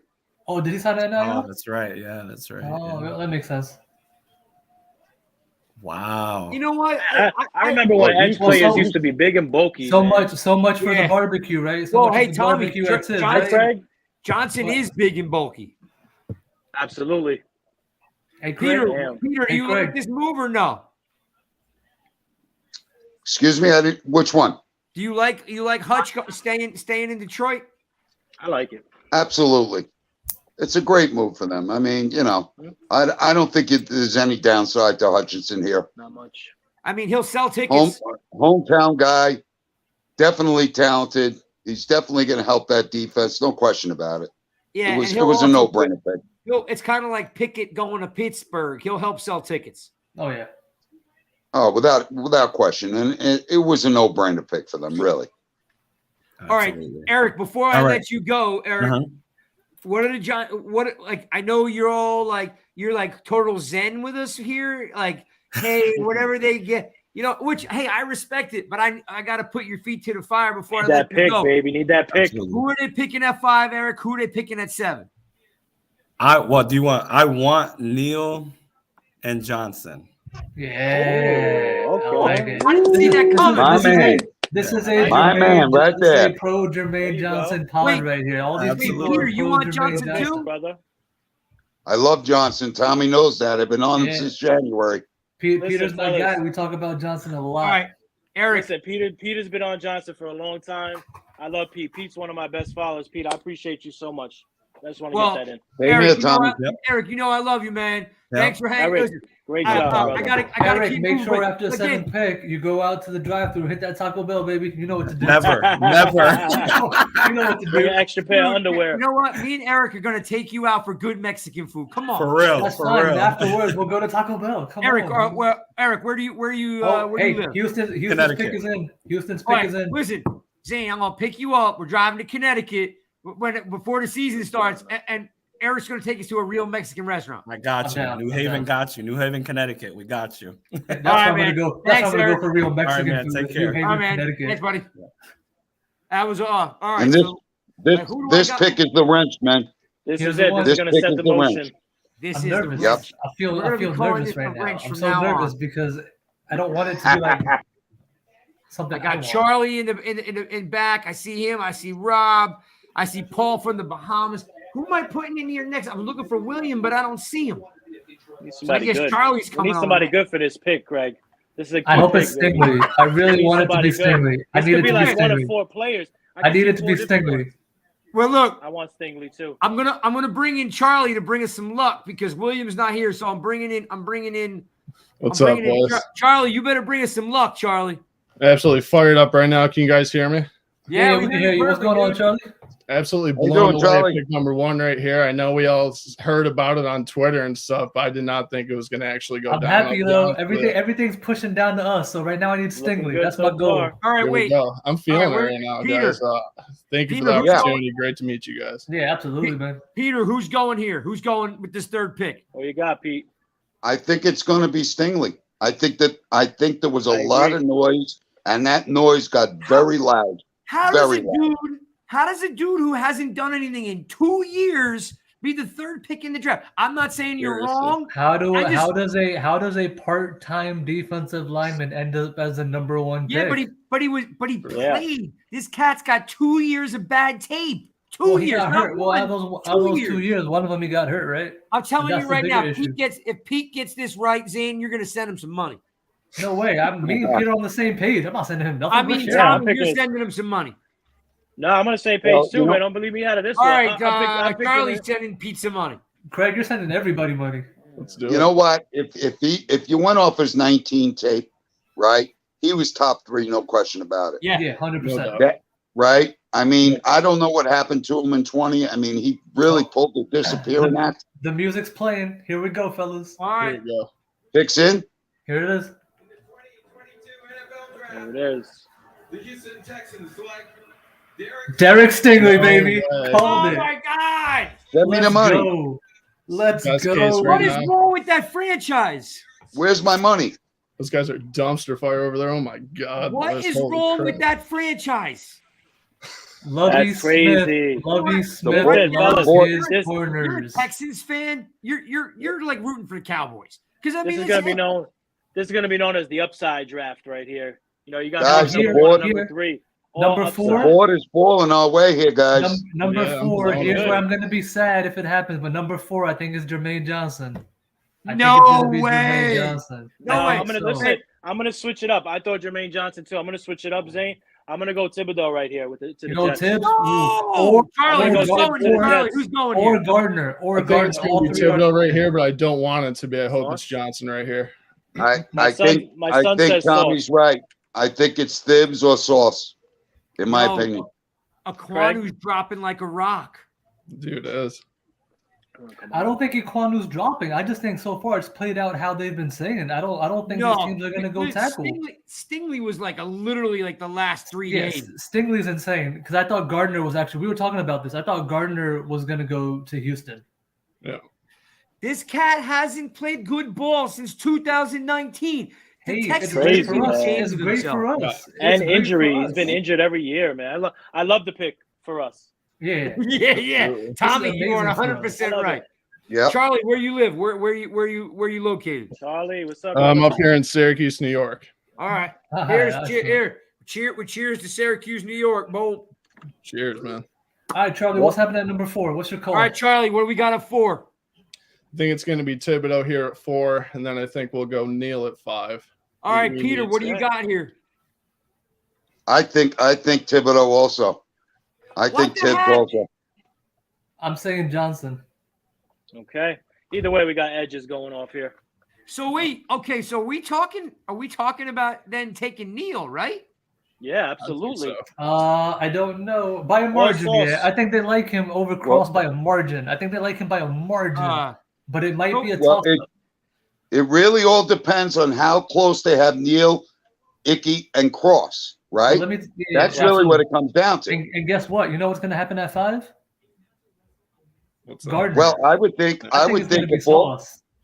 if all 3 tackles are there, and let's say and they have a choice of, let's say, 2 of them. Let's say they grade Neal and Cross, right? Yeah. At that point, if they're so closely rated, they have to take Sauce at 5.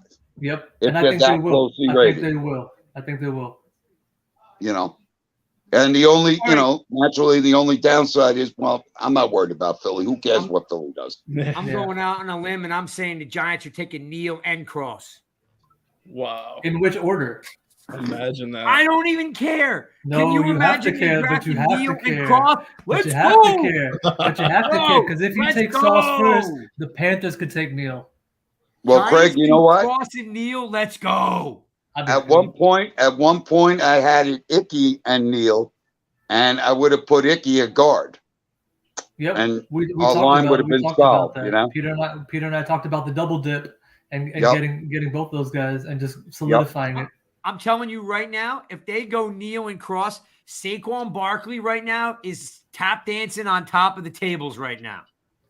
Absolutely. He's going like this. I talked about double dipping for a long time. It makes a lot of sense to double dip here. This is my Saquon. Money in the living room. This is my Saquon Barkley impression. Ready?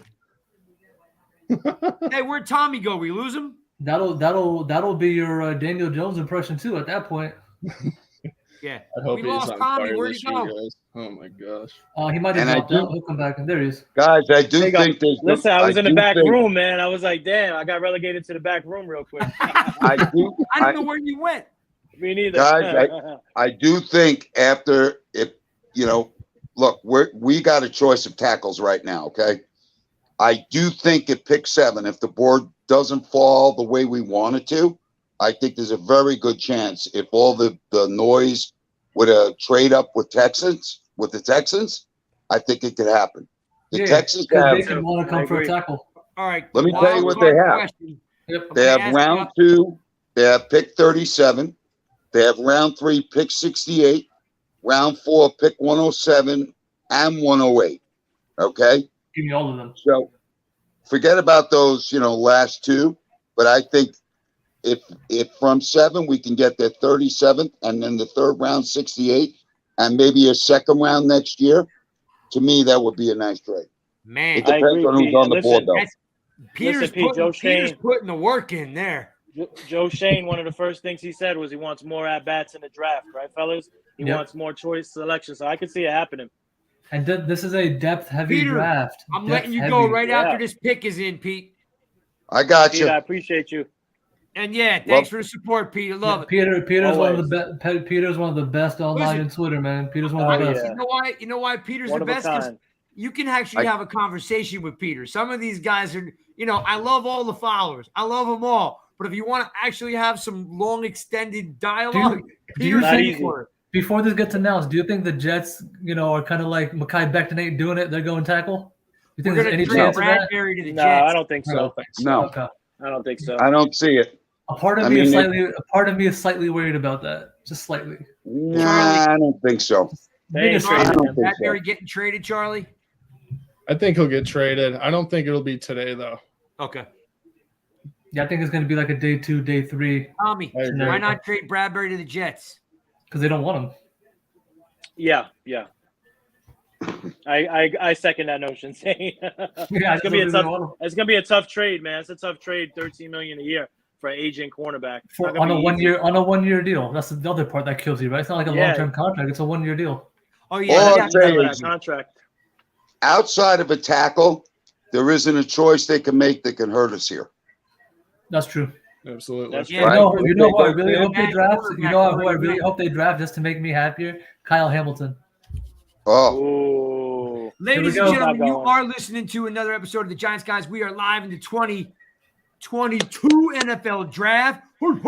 Thanks for everybody tuning in. We got Zane, we got Peter. Oh, they took Gardner. Oh, here comes. They took Gardner. That's tough. Oh, Yeah. we are drafting Neal and Cross.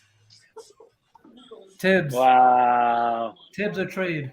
Tibbs or Johnson. Damn. Not even Johnson's up there. That's tough. We still got a lot of good choices here, man. Yo, he's Sauce?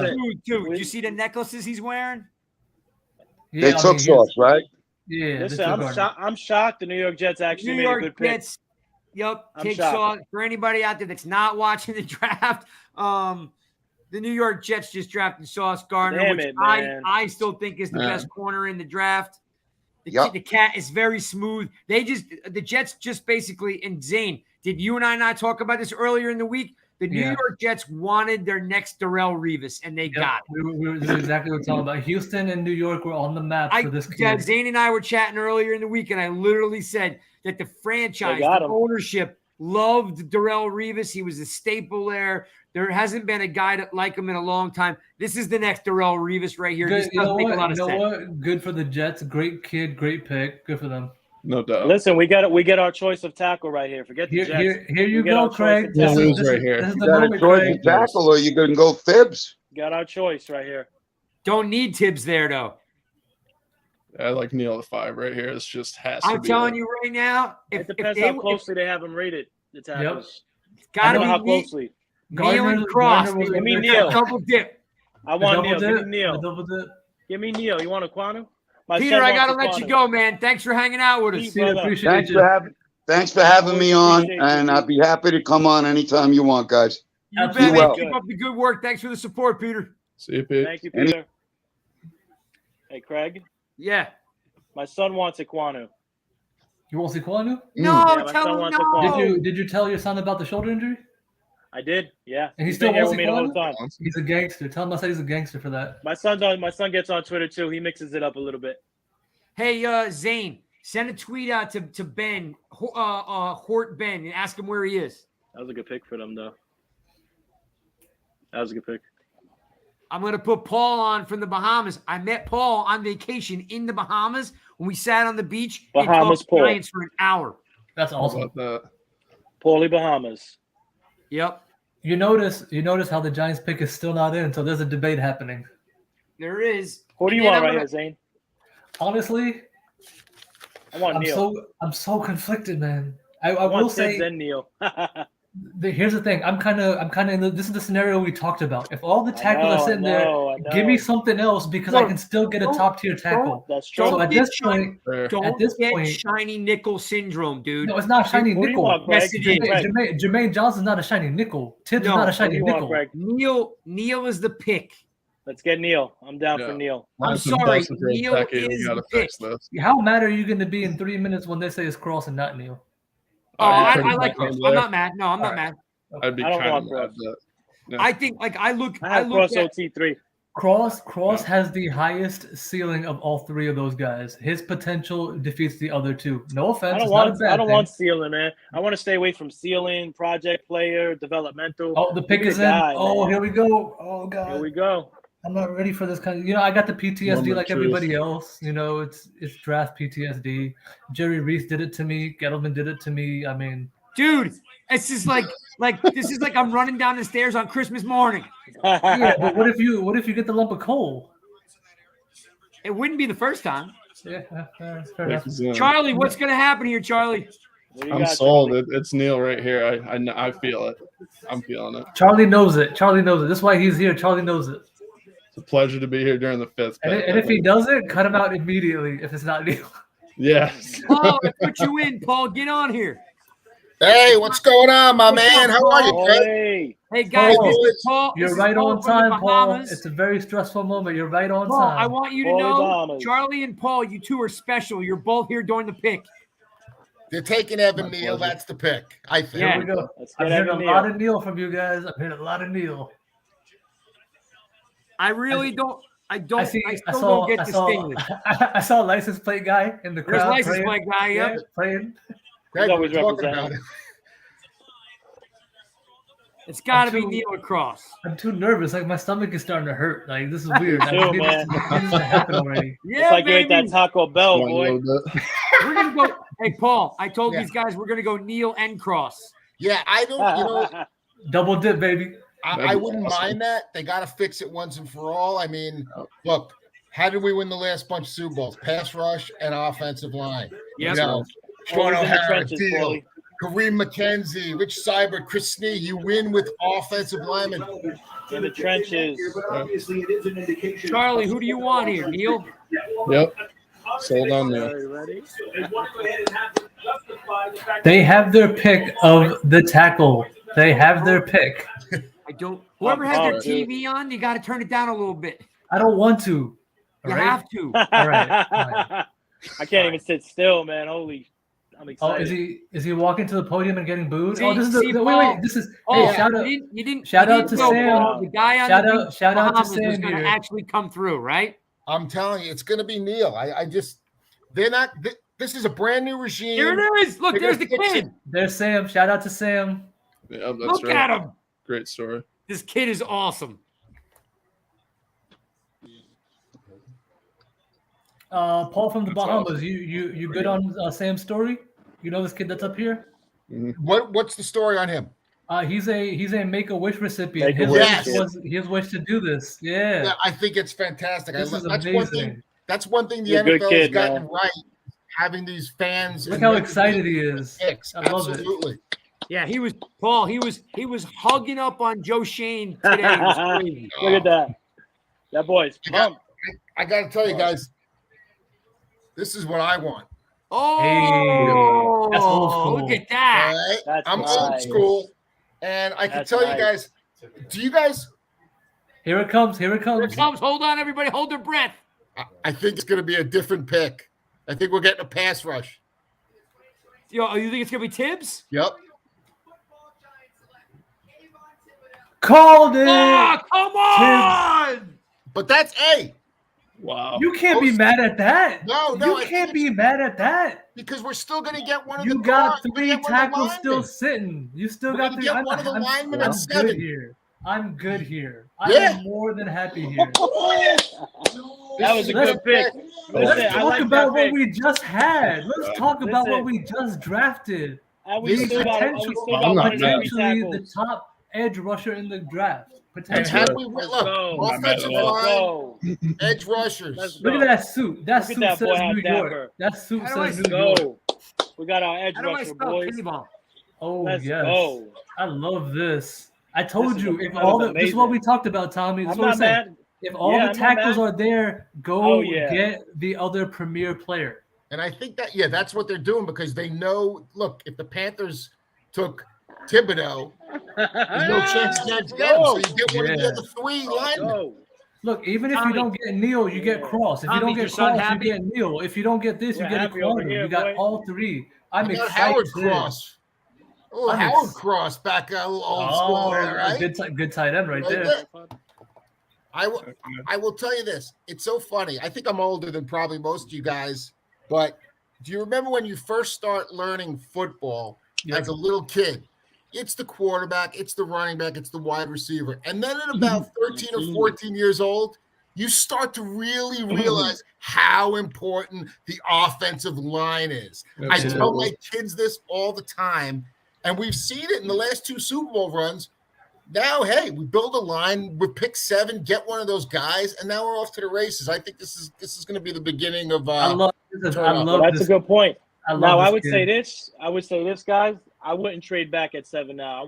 We got to have that tackle. No. I I'm totally saying- agree. I'll tell Unless- you this. I'm You saying guys are going to point, have to guys. run the show if they don't draft a tackle at 7 because I'm going to cry. I'm going to be go crazy if we don't take a tackle. Look at the hype right here. I'm loving this kid. I need Sam like Love in a it. uniform. I'm I love this excited. Let's kid. go. You just hope they don't let Gettleman make this pick because he got this pick in the Look, trade. I'm gonna stay realistic though. If somebody's He's offering doing a up, good job of on stage with the kid too. if somebody's gonna offer up a 1 at 7, I'm sorry, I'm moving. I don't care what y'all say. That's different. But listen, we got 2 KTs on the New York Football Giants now. And one of them is going to show up happily. And the other one better get his head in the game. Yeah, absolutely. I think you know what? I think the Panthers go cross. I don't think they're gonna go Neal. I think they're gonna go cross. So maybe there was some truth to that Equanu injury, huh, fellas? Looks like he might start sliding here. Guess so. You know what? The best thing possible right here is quarterback, though. That's the best thing possible. That's the best thing possible. Dude, imagine that, Zane. We still get Melissa Pickett. Oh my God, that's fire, dude. I think that the number 1 pick in the draft completely set this up for the Giants to get 2 studs that they want 5 and 7. Yeah. I mean, I am with you guys. A part of me doesn't want to trade back at all because you're just set right here. But if somebody, telling you right now, if somebody Zane, calls for that one though, Craig. If somebody Zane calls for and one, Tommy, you're in charge. If they don't draft a tackle right here, I'm jumping off my roof. Hey, listen, who else would they take? Listen, look what are behind all the possibilities here? Look behind me. What does that say? New York Giants. What? Rush. And that's what we just drafted. We got our Russia, baby. That's what we just drafted. Well said. By the way, guys, Craig was wearing the hat on the beach, and then he took the hat off. He had the luscious hair. Look at that hair. Look at that. That's luxurious. That's luxurious hair. I'll say it again for all you folks out there. That's that. Wait. That's that pure Italian olive oil, baby. Oh, that's what that is right there. It's look at that. the only redeeming quality I have left. Hey, you're not even 50 yet. Come on. No, I'm not. But that hair's in his 20s, though. You guys are in your 20s. Like I said, everything else on me is broken and doesn't work anymore. Craig's hair is in the 20s. It's nice. Look at that hair. I love that Giants hat, that early 70s. That's sharp. I told him that. That's the first thing I told Craig when we got on. So that's a dope hat, my guy. Fantastic. So the story I told Tommy was that I bought a hat. I only wear fitted hats, right? And I bought the hat. I got it in. It was too small, and I was pissed. And I wrote an email to them. I said, "Hey, look, I've been buying New Era hats for 15 years. This one doesn't fit." They said, "We'll send you a new one." It never showed. So I bought this one, and I didn't like the hockey sticks on the side. Oh, yeah. But it kind of grew on me. And then a day later, after I bought this, another one showed up. So now I have 3 hats. What's your size? That's a beauty. I haven't seen one of those. 7 3/8. Oh, I'll take one. That's my size too. Let's go. Now, this is the other one I got because of my daughter. Oh yeah, congratulations on that. Yeah, congratulations on that. Thank you. Absolutely. We're all Spartaned up over here. I want to see Frank Walker go to a good team. I'm going to give you guys a later pick for the Giants. Okay. From my alma mater, Indiana University. Micah McFadden at linebacker. If they can get him in the 6th or 7th round, this guy is an absolute tackling machine. He's like Blake Martinez light. Smart guy, all-American. Look for him. Is he big enough? With my 6th round pick and all my mocks, I pick up Micah McFadden. So Micah McFadden he's a little undersized, but you know what? Give me those guys that are undersized, under-recruited, but put up numbers. You get the special teams value, right? It's not a one-dimensional thing, right? You get the special teams value. Absolutely. Give me a smart linebacker. Craig, remember we talked about this on Spaces, and they were saying, well, we don't want a carbon copy of Blake Martinez. We want somebody faster and stronger. Nice cut. Give me somebody that's smart. Give me a linebacker that can be smart out there and call out the defense, man. I don't know. Intangibles are great, but give me the smart linebacker. No doubt about it. Charlie, I'm gonna let you go. Yes, sir. You were here for the pick, dude. So I want you to know. I want you to give me your pick here at 7. I'm writing it down. So in case I gotta call you when I'm crying later. All right, now I'm gonna go Evan Neal. Sorry, guys, I'm stuck with it. Hey, I like it. That's fair. I appreciate the opportunity, guys. Take it easy. Yeah, man. Charlie, thank you for all the support, dude. Absolutely. Good job, man. All right, man. Good job, Charlie. Thank you. Later, buddy. Take care. FYI, before this pick comes in, I thank you, Trent Baalke, so much. I know in 3 years, like Trayvon Walker might be like an all-pro, and I'm rooting for the kid 100%. But today, at number 1, thank you for this movement. That set the events in motion, brother. Yeah. And also, thank you to Houston as well. Good looks on the Stingley pick.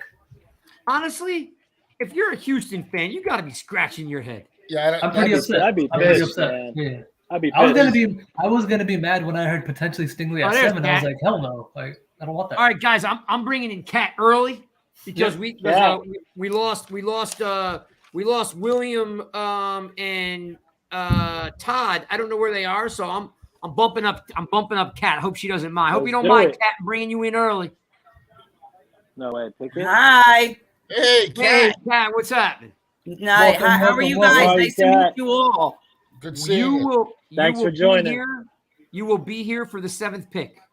Cat, quickly I'm before they shaking right now. I'm shaking before they announce Carolina. Cat, real quick, how do you feel about Tibbs? I love it. We have a choice of 3 tackles right now, or well, if they don't take one, hopefully. Oh my God, be a quarterback. You think they're going to take Pickett? Equanu. Oh, we still got Neal available. Or Cross. You still got. Wow. Neal is even with a shoulder injury report that came out an hour ago. Maybe it didn't affect it. Look at that. Hey, listen. You don't know who leaked that report. No. There's a difference between a leak. So they leaked out that that Neal failed a couple a physical, right? And that's every team has a different benchmark for their physicals, like BMI, weight, that kind of thing. Absolutely. This is actually attached to a medical professional with Dr. David Chow. He's actually attached to the report saying that he has a shoulder injury. When Neal failed the physical somewhere in the process, there's no one attached to it.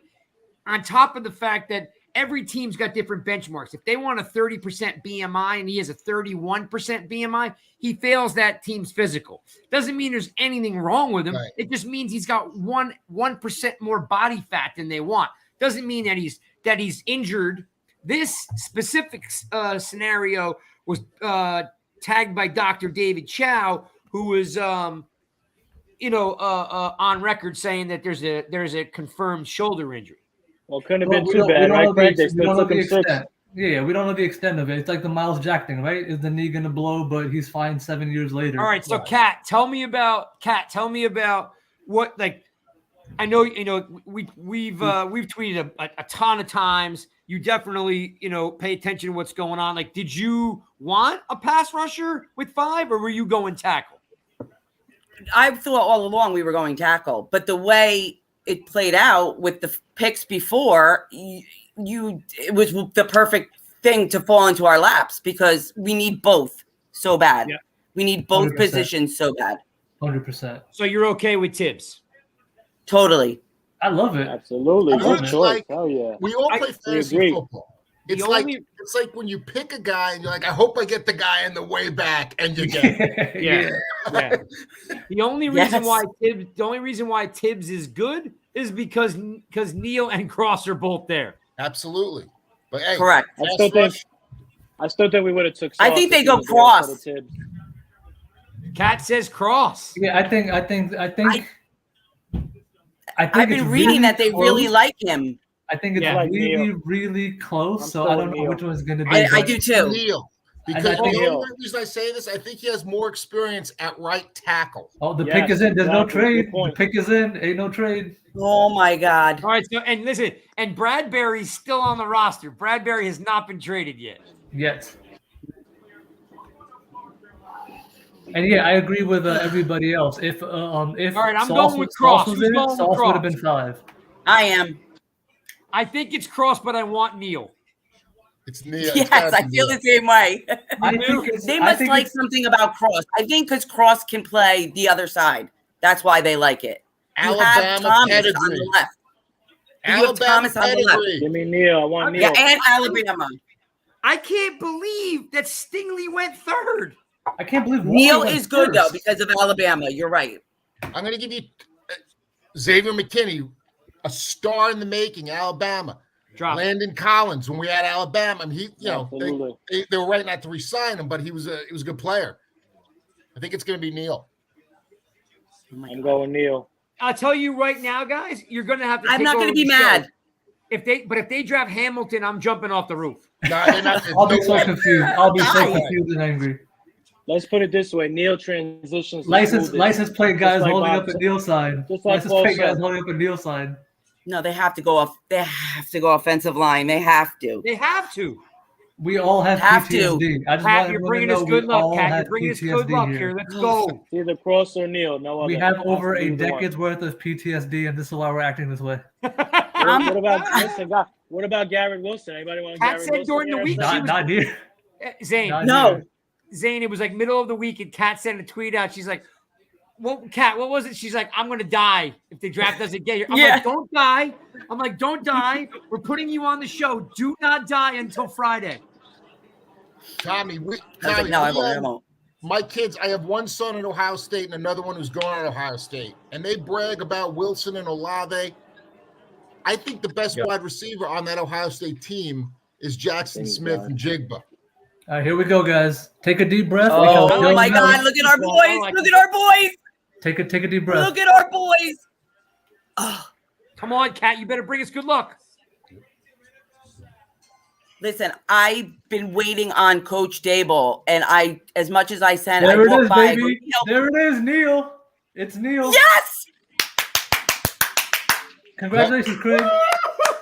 Listen, ladies and gentlemen, the New York Giants. Oh at my 5-7 got With Tibbs the and seventh pick, the Neal. New York Giants take Evan Neal from Alabama. It's all about the trenches. Oh, my God. Absolutely. We fixing And the isn't it trenches. funny? How many, Let's go. you know, those two guys that we picked Shout out up, guys, boy. I saw both of those guys as potential number one overall Shout out picks. guys. This Yeah, has sure. worked out. You Hell know yeah. what? Is this Wow. just Yeah. God's miracle? Because this doesn't happen to us. No, No, this, we got you're rest. right. It doesn't happen to us, but this is this means it's starting new. This is It is starting new. You know what this means also? This is starting new. We needed This- new. We needed new. This means Yes! we got a really good. It was we got so a really bad good for so GM that long. knows what to do. Yeah. We got a GM that yeah, builds in the Kat, trenches. Yes, Exactly. yes. That's important. We build in Our- the trenches. He's young. He knows what to do. And he cut his teeth as a scout. He cut his teeth as a scout, and you can see it. You can Yes, see he it. did. Love it. So, Love all right, it. So the picks are in. So let me ask you guys this. Oh my let's- God. Let's do this for the next 5 minutes before I let you guys go. I'm going to squeeze in some other guys. Paul, Yes. are you? I know this is a little broad stroke, but does what just happened give you faith in the new coaching staff? Like where we've had such an up, the roller coaster Right. with Gettleman and Shermer and these guys, and was Saquon the right pick? Do you feel a whole lot better now than you did 2 years ago at this time? There's no doubt about it. It looks like there's a clear direction and strategy. You know, you got bookends now on the line. Okay, you got Thomas, you got Neal. Okay, they brought in Glowinski, veteran, Feliciano. Okay, there's pieces there now. There's the beginning of what you can see as a great line. Okay, now you got Saquon Absolutely. Barkley. If he stays healthy, and they're going to protect Daniel Jones. Okay, this is a team that, you know, I'm not going to say we're going to make the playoffs this year, but could they win 7-8 games? Why not? With a last place schedule, you know, they could get it done. We need help on defense, obviously, but I think these are two terrific picks. And Foundational pieces.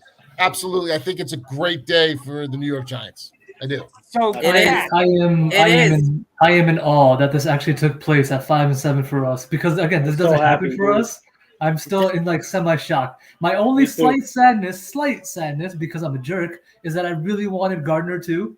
It's just because Yeah. I'm a jerk, right? Out of greed. Can't have everything you How want. can you be mad about a potential number one tackle and a potential number one edge? How you be mad about that? All right, so All about Kat, the I'm going to trenches. ask you the same question. Like, do you know you're a diehard? I know I've even read your tweets where the players, the coaches, they come into your establishment. You've gotten to know them a little bit. And like when you get to know somebody, like whether they stop in for an hour or whatever, you get to know some of these guys and you like them, right? So you want the best Love for them. them. But as a fan, they can mess up. I'm sure Joe Judge was a nice guy. I'm sure Pat Shermer was a nice guy. Do you feel better now because of what you just saw? Because remember, we had Jones was a tough pick. Look, I like Daniel Jones, but it was still a tough pick. Saquon Barkley was still a tough pick. Tony was an extremely tough pick. Yes. Do you feel better now when they come into your establishment? You don't have to razz them, and you can congratulate them. Oh, I will congratulate them for sure. That will be the first thing that I do because they, obviously they're not going to say anything secret, tell me anything, but I do throw little things in there and they know how we all feel. They know that we all want offensive tackle. We all want a defensive end, whatever. So they get that, but it's just, yes, I will definitely congratulate them when they come in and they'll know that, And you feel better? You feel better I now do. that you haven't. Yeah, I'm feeling pretty good. Our second pick could be anything. It could be anything, and it's going to be a good one because there's going to be a lot of talent left. A lot. I'm feeling like when I'm done with the show, I'm going to go run a couple miles. I got energy now. I got to do something, right? All right, hey Paul. Paul, I got to let you go. I got to get 2 more guys in here. But Paul, one, thanks for hanging out with me in the Bahamas. Thank you, Absolutely. Paul. Paul saw me wearing a Giants hat. We talked for a good hour on the beach about the Giants. His wife and my wife were like this. We should just go leave these 2 jerks talking about football. We're on vacation, and we were in a beautiful spot. Sounds like a great vacation. It was great. It was Yeah, fantastic. and like even his one of his good friends was a Jet fan. Even his buddy who was a Jet fan left us talking Giants football on the beach in the Bahamas. He couldn't take it anymore. Hey, Craig, one more thing. Yeah. Just so you guys know, my dog, his name is Barkley. So we're going to have a Love big it. day for Barkley. There we go. Love it. All right. Thanks, Paul. Pick I is appreciate in. you, Pick is man. in. I'll talk to you soon. Take care, everyone. It was good to Bye, hang Paul. out. Thanks, Paul. Go Blue. Thank you, Paulie. So that is Paul from the Bahamas. And now I'm going to bring in. I got to get in Ben because I think we skipped Ben because he wasn't there. Falcons has drafted Drake London, first wide receiver off the board. Really? All right, Wow. let me bring in Ben. Where is Ben? I'm here. Of the 3 What's receivers. up, guys? Ben, Nice are to you meet like you. are you like ecstatic right now? I'm so happy. Do you feel as good as we feel? Yes, I feel amazing. It's a great I was day in worried, Giant they land. took it out of our hands by picking all those defensive backs. Yeah, We set it didn't up have for us. choice. Exactly. I was afraid we were going to take a defensive back. 'Cause I Jacksonville- agree with you that you can have mediocre defensive backs if you have a good pass rush. You can have 4 All-Pros. If you have no pass rush, they're going to pick you apart. So Ben, let me ask Jacksonville and you. Houston did us a favor. Both of those organizations did us a huge absolutely. favor. All right. They set those Absolutely. events in motion. So Ben, I asked Kat and I asked Paul a couple minutes ago. I'm going to ask you the same question. So, we like Dable and we like Shane, but we also like Judge and we also like Shermer. We just want to win. I didn't like Shermer. Yeah, it's been a decade. But overall, Shermer was their 3rd or 4th pick, I think, that year. 100%. You're 100% right. But we the guys still- they wanted didn't work out so well either. The guy went to Detroit Yeah. My question for you, Ben, and I appreciate you coming on. I appreciate you supporting the Rush family. My question to you was right here, we haven't seen them coach anything except for a couple clips, here and there. Do you feel better right now about the direction because of what they did? Yes. I mean, he had no choice, but he and again, obviously the guys have to play on the field. That all they can do. But from a fan's perspective, these were the guys to take. And by the way, I don't know which tackle was the right guy. That's why they get paid the big bucks to break down the film and know We'll which see. guy. Like when they took Thomas, there were 4 guys, and I knew we needed a tackle. I wasn't going to tell them which one, and I thought they took Thomas because he was the most likely to be very good, maybe what didn't have the highest ceiling. NFL ready is what they call it. Yeah, most pro ready. And again, all those guys Polished. look like they're going to be good players. So we have to assume that between Neal and Cross and Equanu, that they're all going to probably be good. But this is why we have to trust Shane. So I'm gonna give a quick shout out. Pass rusher, but Quick I'm very shout out to Jason Garrett. Jason Garrett is responsible for Andrew Thomas. That's right. Not so JG. much. Yes, he is. In the War Room, reports came out that he banged on the that's table right. for Andrew Thomas because he said he was Tyron Smith-esque. Zane He's is right been on good. that one. That's true. Although he's got to stay healthy, though. He's missed a few too many games. I mean, I think he's great, but we'd like him to play 17 games this year. Now Cat. we got him and Neal. Yeah. So, Kat, I got Ojulari on one side. I got Thibodeau on the other side. I already love how that sounds. Ojulari had 8 sacks this year. If I'm not mistaken, because Lawrence Taylor's first year in the league, they didn't record sacks. Correct. So Lawrence Taylor had 9.5 sacks his rookie year, but it didn't become a stat until the year after. So he was drafted in 81. They didn't start recording sacks till 82. So he doesn't get credit for those 9.5 sacks. Ojulari had 8 sacks. It's the most by a Giants rookie all time. Just give me an idea what you thought. If I have Ojulari on one side and I have Thibodeau on the other side, could we have 2 guys with 10 sacks apiece? Why not? That was too easy. That's an easy one. That's a layup question, Craig. Why not? Yeah. Right? Why not? Absolutely. So so a little boy from Oregon is going to have no problem adjusting to the big city, right? That's hopefully they can, because it's really hard to play in the city. Extremely hard to play in the city. Not everybody's cut out. Now they're not. Look at what Tony's doing. Look at what Tony's doing. But just remember about Tibbs. He played at Oregon, but he's from Cali. He's an LA kid. Yeah. So Did you see that suit, Craig? He's a city kid. You can tell. Yeah, but he already brought. I think he's talked about that in his interview. He has. Didn't Tibbs talk about that in his interview about Cali and comparing it to New York or whatever? Yeah. So he gets it. He gets it. It's easier if he plays well, by the way. If he gets 10 sacks, it's a lot easier than.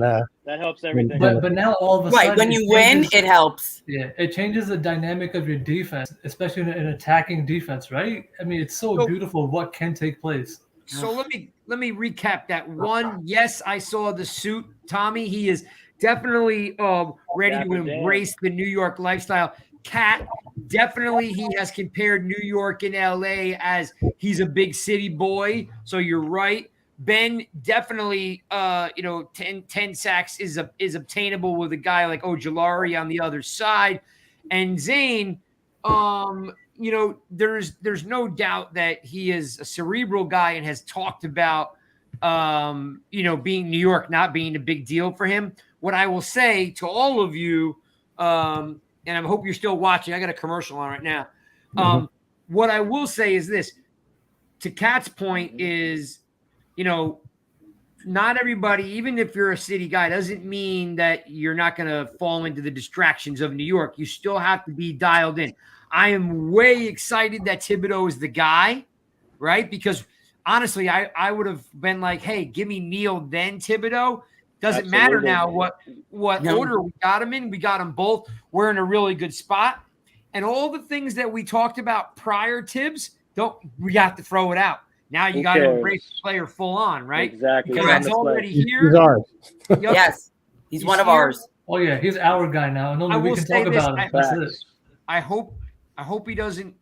Well, we can't because Gano wears 5, right? Yeah. Trying to think what number he's going to wear. Whatever he wants. All right, 55.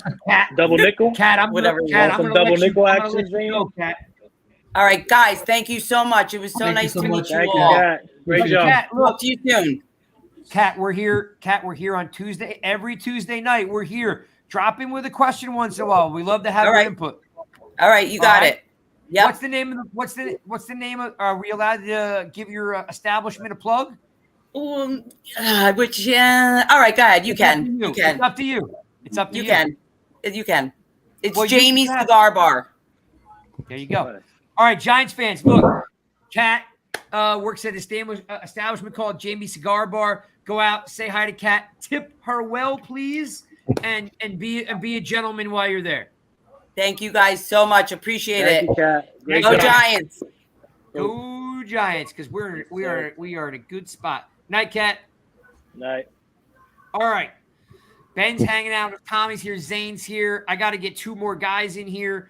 I got Rob. He's been waiting. Rob has been in the back for a while. Mason, I see you back there. I didn't forget you. Don't go anywhere yet. Rob. Rob. How you guys doing? Rob, Rob? Tell me you're happy. How's it going, Rob? Feeling? I'm gonna side with Zane on this one. I wanted Gardner over Tibbs. Tommy and I had this discussion. Tommy, I want to call out. You did say Neal and Tibbs when you and I had discussions. So, I mean, props for that being right on. Zane brought up another good point about Tibbs. In fact, while I was in the back area, my daughter called me and said, "Did you see who we drafted?" I said, "Yeah." She was excited about Tibbs because my daughter is an athletic training major at San Diego State. She did a lot of 7-on-7s. She worked with Tibbs. She played against Tibbs when she was at Culver and he was at Dorsey. So she was excited that a Los Angeles boy is going to our Giants. That's awesome. That's awesome. So and your daughter's excited for Tibbs. Just to break real quick. Seahawks just drafted Charles Cross, by the way. See, the Seahawks did? Yep, they took Charles Cross. Yeah. That's Their an O-line interesting. sucks, too. That's an interesting pick for them. They have a bad O-line, so good for them. But yeah, Yeah. go ahead, Rob. But Greg, Rob, do you two like things, Tibbs, Greg. Rob? You know, Tommy and I talked about this. I'm just not a big fan of guys that don't show up every game. And I'm a Pac-12 guy. I'm an Arizona State grad. I go see a lot of UCLA, USC games. I didn't see that drive on every play. I didn't see that drive, on the sideline. I didn't see him going down the sideline and imploring his teammates to make a stop, to get a touch. I didn't see that, so he may not be a rah-rah guy. I'm a and you need a pass rush, but I'm a back-end guy. I like cornerbacks. I like safeties. I mean, I'm glad they didn't take Hamilton because I think that would have been a stretch. But Gardner having a lockdown corner and wink system, number one, it would have made trading Bradbury tomorrow or the day after a lot more palatable because Bradbury's still a good player. He's just not a fit for this system. So I like the Neal pick. I've been wishing for the last 10 years that they draft an offensive lineman worth anything. Eric Flowers is not a pick that I was ever excited about when they drafted him. So it starts up front. And you talked to Brandon Tierney, I think yesterday, and he was talking about it. You start with the defensive lines. So that's why I'm not upset about Tibbs. You pair him with Ojulari. I don't know if he's going to get 10 sacks in a Wink Martindale system when you could have 5 guys with 8 sacks instead of 2 guys with 20. Yeah, that's true. That's very fair. Thing about a pass rusher, though, is they don't have to do it every down. OC didn't play every down. George Martin didn't play every down. You can still be very effective, even if you don't have a motor like Hutchinson or a guy like that. Whereas, again, you can be the greatest defensive back in the world. If you don't have a pass rush, you have no chance. So this guy has the physical talent. He doesn't. It's not the end of the world if he's not a 4-down player every down for the next 10 years. Ben, I gotta let you go. I hate to cut you off. I gotta bring in Kate. Kate's hanging out in the background. I gotta get her in here. But Ben, 1, thanks for hanging out. 2, thanks for supporting. And by the way, Ben, you look happy, and that's what matters because the Giant fans have been miserable for so long. Yeah. Kate's not drinking any wine though. Kate better get herself she's got it. All right, Ben. Thanks for hanging out with us, my friend. Thank you, Ben. I'm sure we will enjoy. Talk to you soon. Yep. Be well. Thank All you. right, let me get Rob, hang on one sec. Let me get Kate in here with you. Because Kate was kind enough to jump in here with us too. Hey guys. Hey, what's up, Kate? What's up? Hi guys. All right, look, I'm gonna turn a light off real quick. I feel like I look very whitewashed, so that might be I look dark. I feel you like look great. Hey Kate, how's it going? Okay. It's all good. So Kate. So the question is, Kate, are you happy? I'm so happy, to be honest. I just dropped something in the background. Okay, so I am thrilled. And here's why I'm thrilled. Because what my original pick scenario was Neal before Thibodeau. We got Thibodeau before Neal. And I never thought in any draft scenario that was going to be the case. That we'd be able to get this draft rusher this edge rusher in that scenario. Again, I feel like I'm very whitewashed right now. So you're fine. You're good. You look great. You look great. It's amongst friends. It's amongst friends, Kate. Can you turn all these lights on back here? You're glowing from the excitement. It's all. I'm trying to turn all the lights on because It's a very dark, and honestly, in the original, it just like feels light. It's like just very dark hair, but that's actually a lot better. But I actually like always assumed it'd be the reverse order. So when we got to that 5th pick, and I was like, wow, holy shit, we still have options on the board. And I knew Thibodeau was one of the options. I was like, you know what? Why not fucking go for it? Because I thought Carolina was going to go quarterback. I was surprised with that. But it actually worked in our favor because we still had Cross on the board and we still had Neal on the board. I wanted Neal. Obviously, as you can see from the Tua jersey I have behind me, I'm a huge Alabama fan. So you can see from my Twitter, I'm basically crying that we picked Evan Neal. I'm basically crying that we picked Evan Neal, clearly. I wanted him every time we pick a Bama boy. I love Xavier McKinney. I obviously love... sorry to interrupt you, Kate. The Jets just drafted Garrett Wilson. Yep. Garrett Wilson, stud receiver. Good pick for them. He is. I think two good picks now for the Jets. They should have. The Jets should have used their 10th pick to go to take Deebo Samuel, in my opinion. So they should have done some sort of trade to go after Deebo. I'm going to segue that to Rob. Rob, Bradbury, of course, did not get traded today. You think Bradbury's going to get traded tomorrow, Rob? He's got to be, I think. I do. I think he will get traded. I just think that as more cornerbacks come off the board, teams will start saying, okay, we got a veteran right here that we could just plug and play rather than reaching for somebody that might take a couple of years. So if he goes, Zane, if Bradbury goes tomorrow, right? If Bradbury goes tomorrow, who's most likely to, where's he most likely to go? Bradbury, there were rumors. Let's see. I think Kansas City is a good team you could package with. Las Vegas, maybe. Look out for the Raiders who want to kind of build up on that secondary.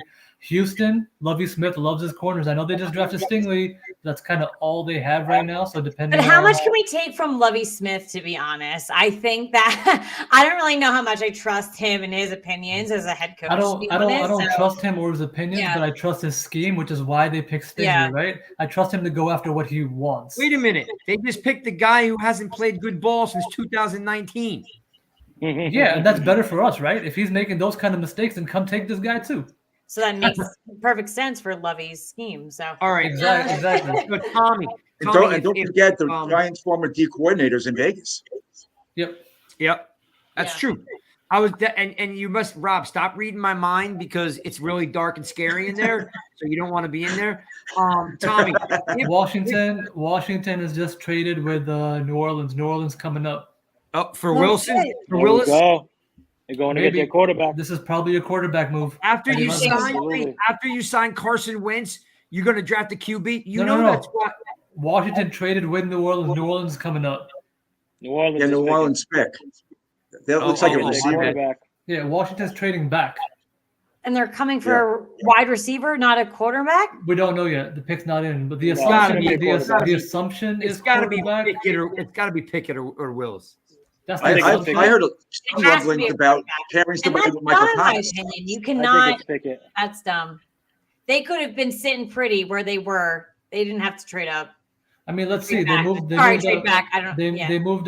up 5 spots. So let's see what it was for. I mean, we'll find out in a couple minutes. They did not need to do that. Well, it depends who it is. If it's wide receiver, there's a wide receiver run right now. They might want to grab a wide receiver. I don't know. If you want your guy, you don't wait. Go after him. Yeah, that's what I heard. Rob, yes. Tell me real quick, Rob, before I let you go. So what do you want in round 2? I know it's the whole day away and this hasn't sunk in yet, but what do you want in round 2?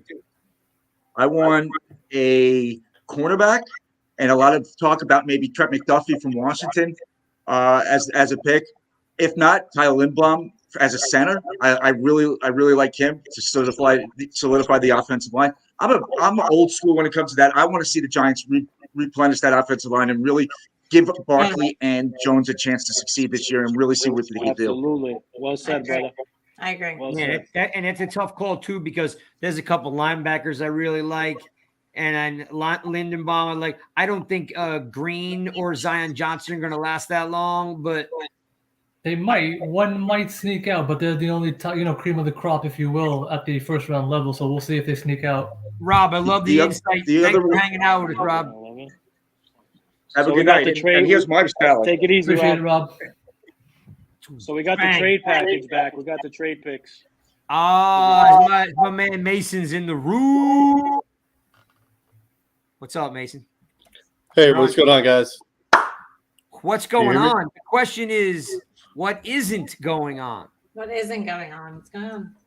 Oh shit! Tell At me, least tell me, we've- tell me, Mason. You got to be happy. How do you Dude, feel? I'm Mason? stoked. I'm fucking stoked. All There right, it is, Like, yeah. You know, there's no way to go about this other than saying I'm stoked. When I saw him take Thibodeau, I was like, damn. I was like, all right. Hopefully they get Neal. You know, hopefully they don't lose out on that. Even though I liked Icky and I liked Cross as well. So it's pretty cool. It's funny on the Giants Bleacher Report community, we had a vote of like who we wanted to take, and number one was Evan Neal, number 2 Icky, number 3 Tibbs. So we got 2 out of the 3. Yeah. Yeah. So We got Mason, I don't know how Yeah. long you were in the green room, so to speak, backstage, but only 2 hours ago, Dr. David Chow came out with the fact that there was a shoulder injury to Equanu. So that could have been some of the reasons why he slipped a little bit too. Yeah, no, He absolutely. was fine. I've been following him, Icky, for a while. He's fine. I would not. Yeah, no. I'd be He took him number 6, so he must be okay. Evan Neal has an injury as well. I've been following these guys for a very long time. I can promise you these minor injuries that come up 2-3 days before the draft, they're nothing. So, Well, something the that- I mean, shit. Remember Emmett Smith gashed us in that one play in that one game with a separated shoulder back in like absolutely the 90s. yeah, so what you said back in the Gashed us, right? 90s, back in the 90s. Yeah, remember, so Mason, back in the 90s, they were shooting him up in between plays. back in the 90s. I'm That's just letting true. you know, I've been following these. So what I found I love obviously like this stream. I love every, Giants pod that I follow. Like obviously our pod, like everything like that. I'm a huge college football fan. A lot of what we follow is like a very NFL based. Like I'm very into college. Like I know I see the Michigan State front. So like I know these guys, a lot of back end. I'm a huge Bama fan. Obviously you see the Tua jersey back here.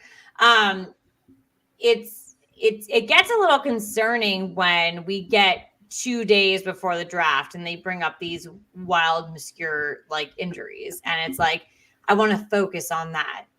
Don't, honestly, injuries happen. The biggest thing that you should be concerned about is the transition from college to NFL.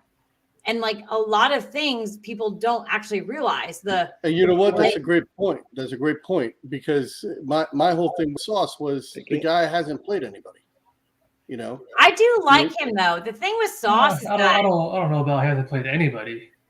They played against Bama, right? Did they not play Bama? One game. Thank you. Jameson Williams. But that game is his opportunity to flash. It's not his fault he plays that one game. No, he shut down But Jameson you can Williams. Game plan around that, right? Like you can. The game plan was run the ball. They ran the ball. I'll never That's what deny they did. that.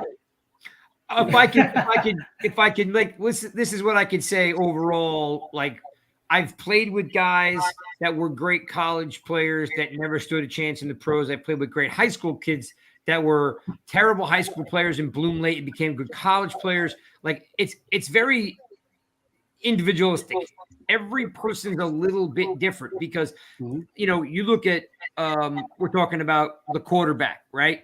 I mean, Willis couldn't cut it at Auburn and then went to Liberty, right? He didn't rip it up at Liberty. He had an okay year at 2,800 yards.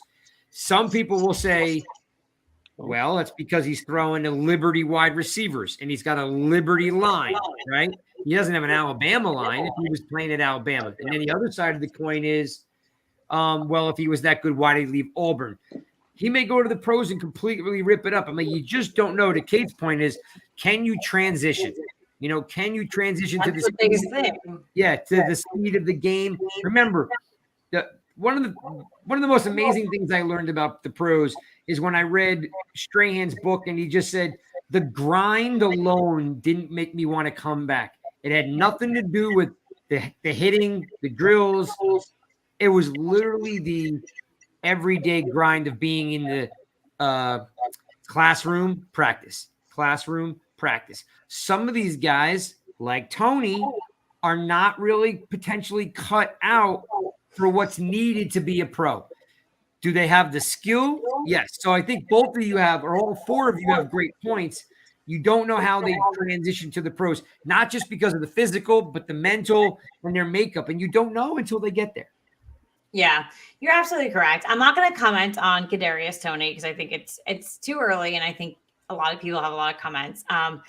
Michael Strahan's book is actually on my side table, like my bedside table. It is one of the best. It's his book that Jay Glazer actually I don't know what the word is. Like he wrote I don't know if he wrote the beginning of it with the forward. Sorry. Yep. I should know that. I'm an English major. I should know what the word is. It's a great, honestly, it's such a good book. It's you love it because he introduces everything with Tom Coughlin and everything like that. The thing with Kadarius Toney, I get it. Everyone can get their heads up their ass about him not showing up to practice. Yeah, I totally understand. You're technically, you had your rookie season and you did absolutely squat. So maybe you should show up year 2 and actually be a part of everything. I totally understand that. And I understand where people are getting their heads up their ass about. But I'm also not going to kill myself at night and not sleep about it. He's there now. So we're good. So here we go. Let's move on. Let's see if actually Dave Gettleman and Joe Judge were in their right minds for what they did last season. So clearly tonight it proved that they were. So let's move on from that. And let's see if Kadarius Toney is a good wide receiver. If he's not after this season, we only got 50%. I hope it's that easy. I hope it's that easy with KT. What? He said he hopes it's that simple. I hope it's that easy. I hope he's back and we're not saying. going to have any more issues. If we go into this season and he's good, cool. They made a phenomenal decision last season. Absolutely. If not, they made a half a good decision and we just got what we did tonight. That's a great point, Kat. That's a great point. So let me transition that to coaching, right? You're talking about Gettleman and Judge choosing Tony. Mason, we definitely would like to see Tony make it. We don't know what Dave's and Shane are going to do. Right now, how do you feel about what just happened? Because when I think back, and I was saying this a little earlier, was we had Barkley, we had Jones, we had DeAndre Baker. We've had some kind of picks in the first round that people weren't excited about, right? And it made you kind of doubt the general manager. It made you doubt the coach. It made you doubt the scouting. What's your thought? How do you feel right now about Dave's and Shane after realistically, that's a pretty impressive first round in my estimation. Absolutely. I mean, I wasn't big on Stingley or Sauce in the top 10 anyway. So for me to see two teams take them right away, I thought that was that obviously paved the path for us to be able to have a shot at Tibbs and Neal. I didn't think that Trayvon Walker was a fit for a 3-4 at edge at all. I saw him as a 4-3 DE anyway. So him going first, absolutely, got it. Okay, perfect. So those 3 players going left us with a great situation. It was the opposite of what happened in '96. Sorry, Mason, don't want to cut you off. Saints pick, Chris Olave came up for a wide receiver. Oh, wow. The Lions traded up. Wow. Why would you trade for a receiver? Wow. Because a run started, and when a run starts, you got to go get your guy before somebody else does. Yeah. And the Lions traded up, Zane. Do the Lions go for a quarterback here? Do they really might be this might be a quarterback because Jared Goff ain't it. That's crazy. That's crazy. It's a rookie. Go back to tell me right now that Jared Goff ain't it. The Eagles have just traded up. I agree. Jared Goff is on a 1-year deal with Voidable. They need something next anyway. No. That's a reach. Jared Goff put a rookie in it. Who's I'm just happy we didn't end up with a situation like '96 where all of a sudden we're trying to. Do you think Jared Goff is long term? That's the long term guy. Do Hell you no. think a rookie is a long-term? But that's not answering my question with a question. Do you think Jared Goff is long term? I think yes or he's no? 3 years. No. So 100%. He's what? With the Lions? Absolutely. Nah. Yeah. You know what? Even if Lions he gotta isn't, take a quarterback. I'm actually a person that actually doesn't think Matthew Stafford's the guy in LA. I don't think he's older. I don't think He's got a Super Bowl ring. Stafford is Hard like to a Phil argue that Simms after to me. winning a chip. Stafford Yeah, is got like a Phil Simms to me. championship. he's It's really not hard to make that argument. Matthew Hey, Stafford Zane. is not a top 10 quarterback, and I will ride that till the day I die. really, not that we're going to go down that road, but Not, like you can listen to my podcast. I am not a Matthew Stafford guy. So They trade up for. I Caitlin, think let he me got ask you. placed into a very good situation. So let's talk about. Yeah. No one's knocking his situation. His situation was Let me ask you excellent. this. Absolutely. Would you guys say that Stafford is like Phil Simms in that regard? No. Nah, No. I don't see that one. Because I mean, Simms had moments of greatness and moments where you're just like. But you dropped Stafford into into a custom fit glove. Sims basically battled his way up from a Moorhead State, guy that nobody knew. He got injured, played, got injured, played. I agree with Craig on that. Listen, one thing I've been fortunate, to have this platform and interview some, I'm sure you guys have seen some pretty cool guys that we interviews. They all say the same thing. Strongest player on the offense was Phil Simms. They said he was just as strong as the offensive line. He could squat. Yeah, he could bench with the guy. He used to bench with the offensive line guys. Yeah. So Simms made his future all on his own. Stafford's got a great gun. He was a good quarterback, a little bit of a gunslinger, right? Because he became a gunslinger and he was on a crappy team, whereas Favre was a gunslinger on a good team. Stafford just threw the ball around a lot. I like Stafford. He's not Simms. Lions are taking Jameson Williams. Good pick. Zane, I do agree with. He was the number one receiver. I don't had think him as my number one receiver. What happened, Craig? I said I disagree with you on a run. Like I just think that's a cop out. They're taking a receiver. I'll take a receiver. The Saints to move up to get a receiver is a stretch and a reach, and it's not the move for them. They're never. But the Lions did the same thing too, though. This is literally they just drafted a wide right now. But but the difference is they can win with Goff. For now, you can't win with Winston. Now he's done. What do we think the Eagles are taking? The Eagles traded up too. They just Kyle Hamilton, maybe. I think. Yeah, I see that. They've been desperate for a wide receiver, but who's left? Nobody. Guys, the biggest question right now. Two questions, and I'll roll these out. I got two questions for all of you. So let me give it to you each at one time. Right now, because we're just talking draft. I'm going to go with you, Tommy, first. Where is Willis and Pickett going? Because now you're on what? I turned mine off by accident, Zane. What round am I in? You mean what pick? Yeah, what pick in the round are we in? We're in 13. Philly at 13. Traded with Houston. They're at 13 now. So Tommy, tell me, where does Willis and Pickett go? Yeah, it's a tough one now, because Detroit traded up and took a receiver. I'd say you're looking at Pittsburgh, Seattle. Yeah. Pittsburgh number one. I think you could look at Seattle. I mean, I know they got some situation over there with Drew Lock, but I think you go Pittsburgh, Seattle. Those are the top two right now that'll go. All right, Kate, same question for you. Where's Willis and Pickett going? 100% agree with Tommy. It's Seattle in the number one pick, and is Seattle their next pick is number 2, so it'll go in the second round. Yep. Kat, you're getting calls from the room here. It says, hang on. It says, we love Kat. Bring back the cat. Cat. Where'd she go? Oh, she's gone. I thought she was in the back. She must have dropped out. I thought she was in the way at the back room. Mason. Chris brings up something good. Does Baker Mayfield get traded in this round?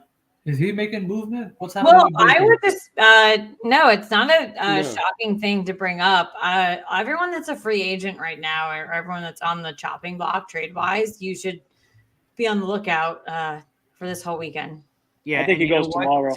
You could see Baker going to Seattle and competing. Like we with had Lock. like Bradbury. Obviously, everyone should be. What do you got? The Eagles pick is in, apparently. My boyfriend's sitting on the couch. He's an Eagles fan. Pick is in for Philly. How does that relationship work? He said let's go, so he seems So happy. you've got Houston, you've got the Eagles, not this pick, but the next one. You've got New Orleans possibly. You got Pittsburgh possibly. Well, you got Baltimore up first. Yeah, you got Baltimore up first. I don't think Baltimore's going quarterback. No. Oh, you're talking about quarterback. I'm talking Willis and Pickett. Gotcha. So Mason, doesn't it make sense that Pittsburgh takes the local boy just like they did with Hutch? I thought Willis was going to go first, but now that Steelers are right on the board, it's going to make sense for them to go Pickett first. But that's not what I expected, and that means Willis is going to go in the second round. Any chance you think Houston takes a dab at quarterback, or are they happy with Mills? No, they're staying with Mills. They're staying with Mills. Yeah. And I'm rooting hard for Pickett because he's a Jersey boy, so I'm rooting hard for him. No, I had Malik going first, actually, to be honest. He's just a stronger quarterback, in my opinion. He's a more versatile quarterback. I think he actually can fit on multiple teams. Kyle Pickett's really good. I'm not going to not deny that, but this is a draft that I did not agree with any quarterback going in the first round. But if you had to pick one, I don't know. Malik was just, in my opinion, the more versatile. If you wanted to say what you want. Yeah, I never really saw it. If the Eagles draft Jermaine Johnson, I'm gonna be pissed. I can't believe he's falling this far. I can see that too. I'm gonna be pissed because I think it's gonna happen. Kate, tell your boyfriend that I used to work for CBS Sports in Philly, and over the years, I was personal friends with Lito Shepherd, Sheldon Brown, Stuart Bradley, Quentin Michael, all those guys I was friends with for years. Yeah. He seems and what I realized is I didn't hate the Eagles. I hated the Eagles fans. Yeah. So let me ask you this. Let's say the draft had played out differently, right? And we would have been faced with, shall we say, similar, like we would have been faced with Sauce, Stingley, and maybe, I don't know, Icky or something like that, right? Stingley wasn't in my draft pick, so you can at 5. Right. Let's just say we were there, and it played out somewhat like 96, where we were stuck with Cedric Jones. The Oilers had offered the team the opportunity to trade down, even if it wasn't for full value, right? They wanted to take Lawrence Phillips. What would you have been okay with Sauce or Stingley at 5? I mean, yeah. Gardner, Stingley. Gotta be okay with Sauce because of and Tommy and Zane and I talked about it before we even started the show. Like, you have to be okay with Sauce. Yeah. I'm sad we didn't get him. I'm still a little sad we didn't get Sauce. Yeah, just a little bit. I mean, I'm happy with what we got. Just a little bit. Just a little I don't want to be selfish. Are you not happy with Kayvon Thibodeau? No, we are. We're just being greedy. We're just being greedy. There's nothing more to this. This is sheer greed. It's been a long decade. I said when I got on the stream that my pick, like normal, like in all like the world was in my favor, was Evan Neal at 5, Kayvon Thibodeau at 7. The fact that we reversed them was like, holy shit! Like the world was literally in your favor, Caitlin. Like, so we were saying this before you got on. We were saying this before you got on that this doesn't happen to us. This doesn't work out for us like this. No. That was an A+ draft. So we advanced on it, and all I said was that the Giants was going to do with the 7th pick. They were going to screw all of us over. They were just going to do something stupid. They were going to try to trade up. They were going to try back. We all have PTSD. Jerry Reese, Dave. It's just a decade of PTSD, more than a decade of PTSD. All right, so let me ask the second question, my peeps. It'll be something that you'll think about when you wake up in the morning. But so there are 1 second-round pick coming tomorrow and 2 picks in the third.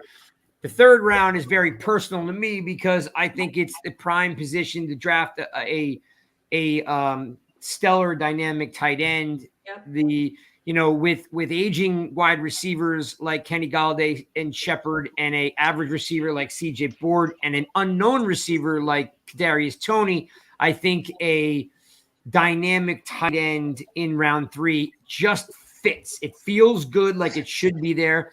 And I've spent, and I think Zane will tell you, I've spent probably more hours with the tight ends, the college tight ends, than any other position.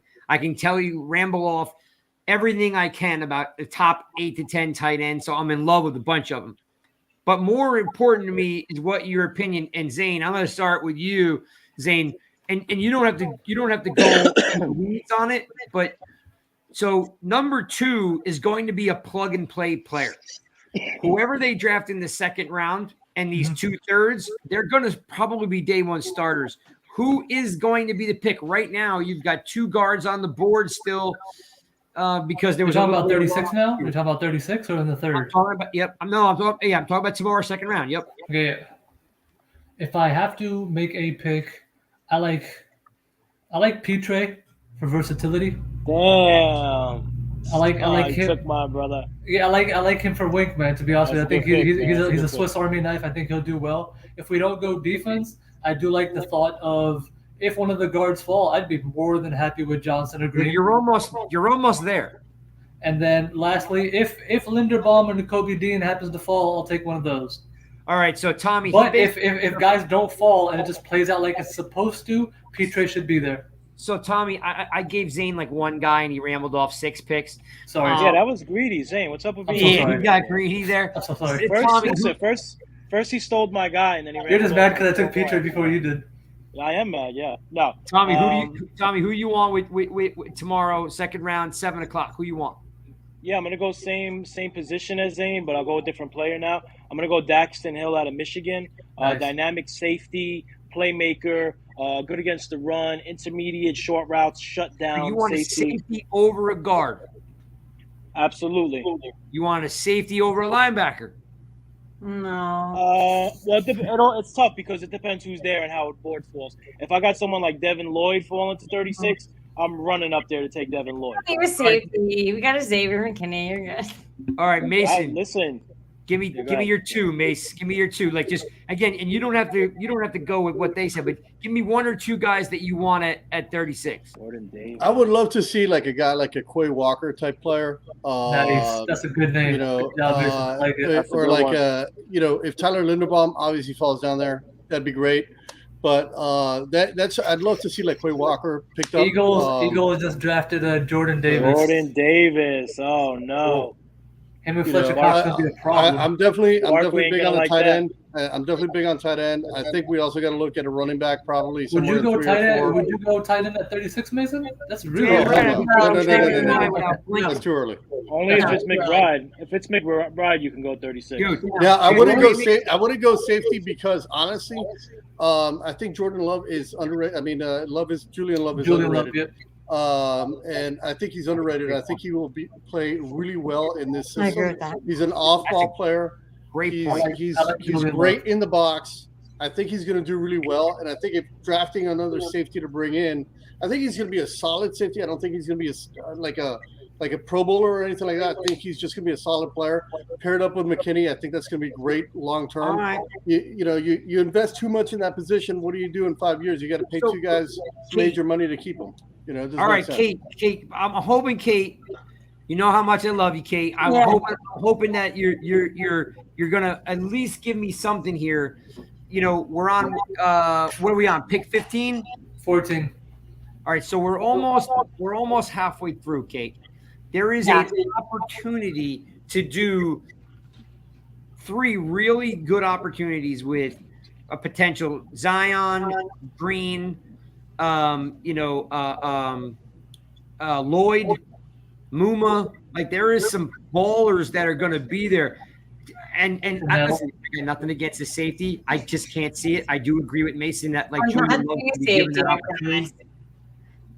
So I'm giving all my love to the Talking Giants boys because Katie and I obviously. So I'm a 2 first. So I am Caitlin Brower, but I am 2 parts of the Real Football Fans in New Jersey. So Katie's my second part.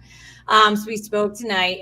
Really, as we went through like a lot of these mock drafts, we really did agree with Justin and Bobby of Talking Giants. So when we come to the 36th pick, the second round, Travis Jones, we're really big on an inside linebacker, like for sure. And then obviously we are big on Arnold, I cannot pronounce his last name. I'm sorry, I'm really bad. Abaketi? Yeah, I'm so bad at pronouncing. That's a good one. And Abaketi's a Leo, good one. Leo Chenal too, as well. So those are the That's a good name right there, Leo Chanel. so those are the names that we're Tommy and I had a on. long discussion about him. What I must Yeah, say absolutely. though is that when it comes to the third and fourth round pick, I know a lot of people are like might be shoving the third round into a wide receiver. What I'd love to see is that actually we scale back on that, and then we put the tight end actually a little bit earlier. Obviously, we're no longer with Evan Ingram. Thank God. That's why I love Kate. Thank God. Like, thank God. I actually think we could get a good wide receiver, or excuse me, a good tight end though in like the third or fourth round. Who's your guy, Kate? We Both have Gronk and Aaron Hernandez were third or fourth rounders. If I we remember have correctly. real estate in the later rounds, so let's hold our breath. Let's take it back a bit and let's hold on. Then I would love. There's a lot of wide receivers going in a lot of Giants mock drafts, and I'm kind of like, let's wait. Not That was a mine. weird squeaky Not sound. mine. So Let's wait. who's your tight end, Kate? Give us the name. Who's your guy?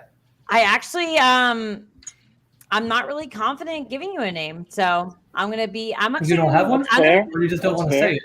No, I'm actually just fully being blatantly honest. I have no idea who I want to tell you. So okay, yeah, and that's okay. There's a lot of good tight ends, and it's that's the necessary thing to get. too in this draft because it's not these hot names that are coming up top where everyone knows all these names. Like Katie and I like entered into this draft like as the real football fans in New Jersey, and like there's so many names that we don't even know about. And I'm a college football fan. That should be a good thing for me to know coming into this draft. And like there's so many positions, like not wide receiver, not quarterback, that now we need to know. This is the best tight end, Katie. This is the best tight end class in the last 8 years. And I'm so excited for that. And it like thrills me because it's not even that. Linemen, edge rushers. Ooh, so many. And I'm so pumped for it. So Well, I have a question. I have a question, Craig. Yeah. Craig, who does the tight end expert want? Yourself. Who are we taking? Where are we taking them? Wait, I'm interested to know. You want to know who we're taking or who I want? Who you want? Both. Who? Both. Okay. I want Do both. both. Do both.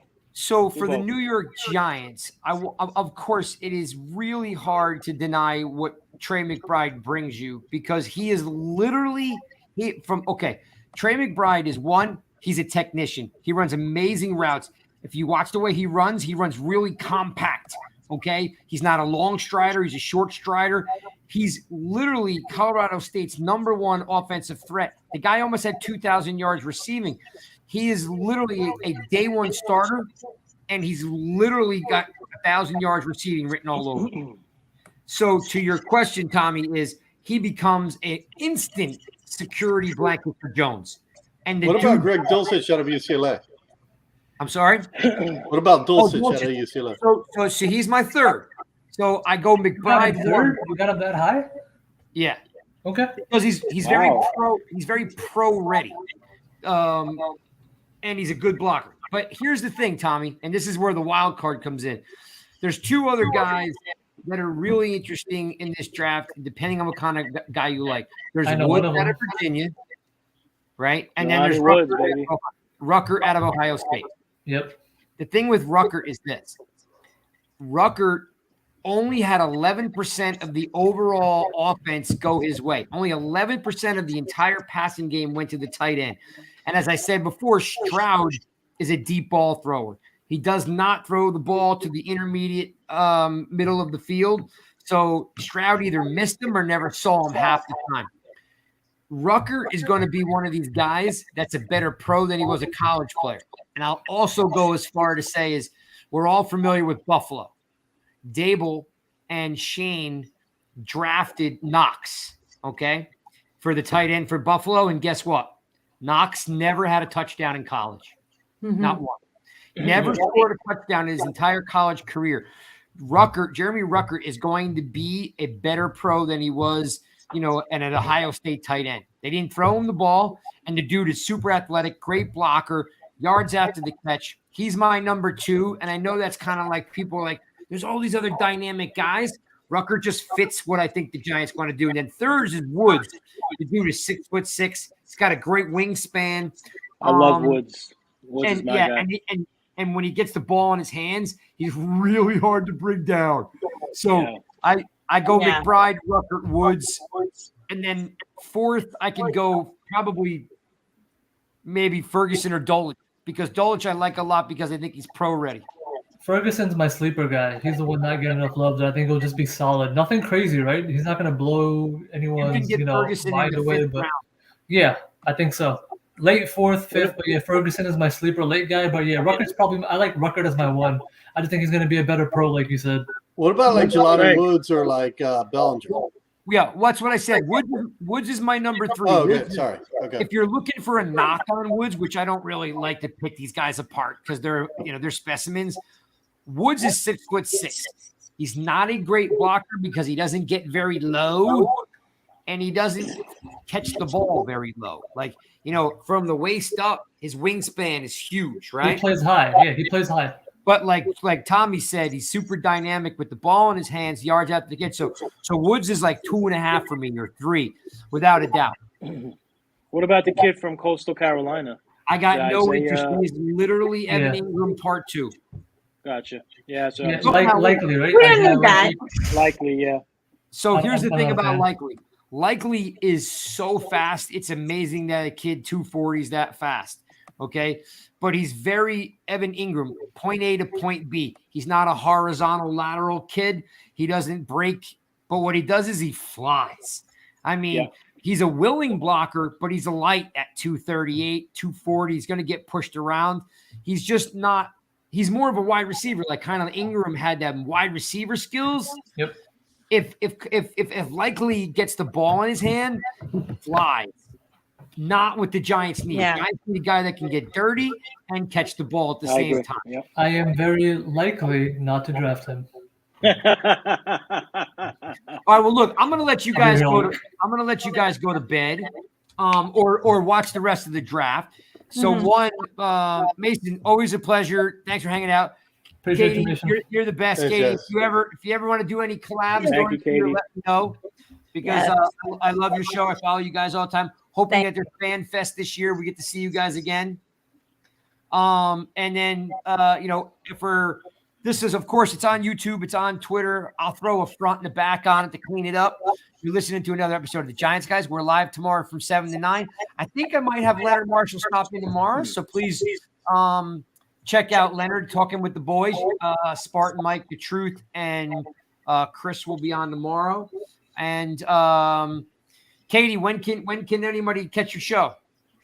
So we go live every Wednesday night at 7:30 p.m. Eastern on Twitter, Facebook, and YouTube. So we're the Real Full Fans in New Jersey. So thank you for letting me call that out. So of course.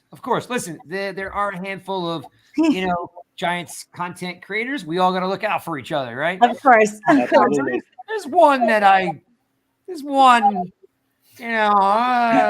Maybe we know the same persons. Yeah, well, I did. There's one that Zane and Tommy know.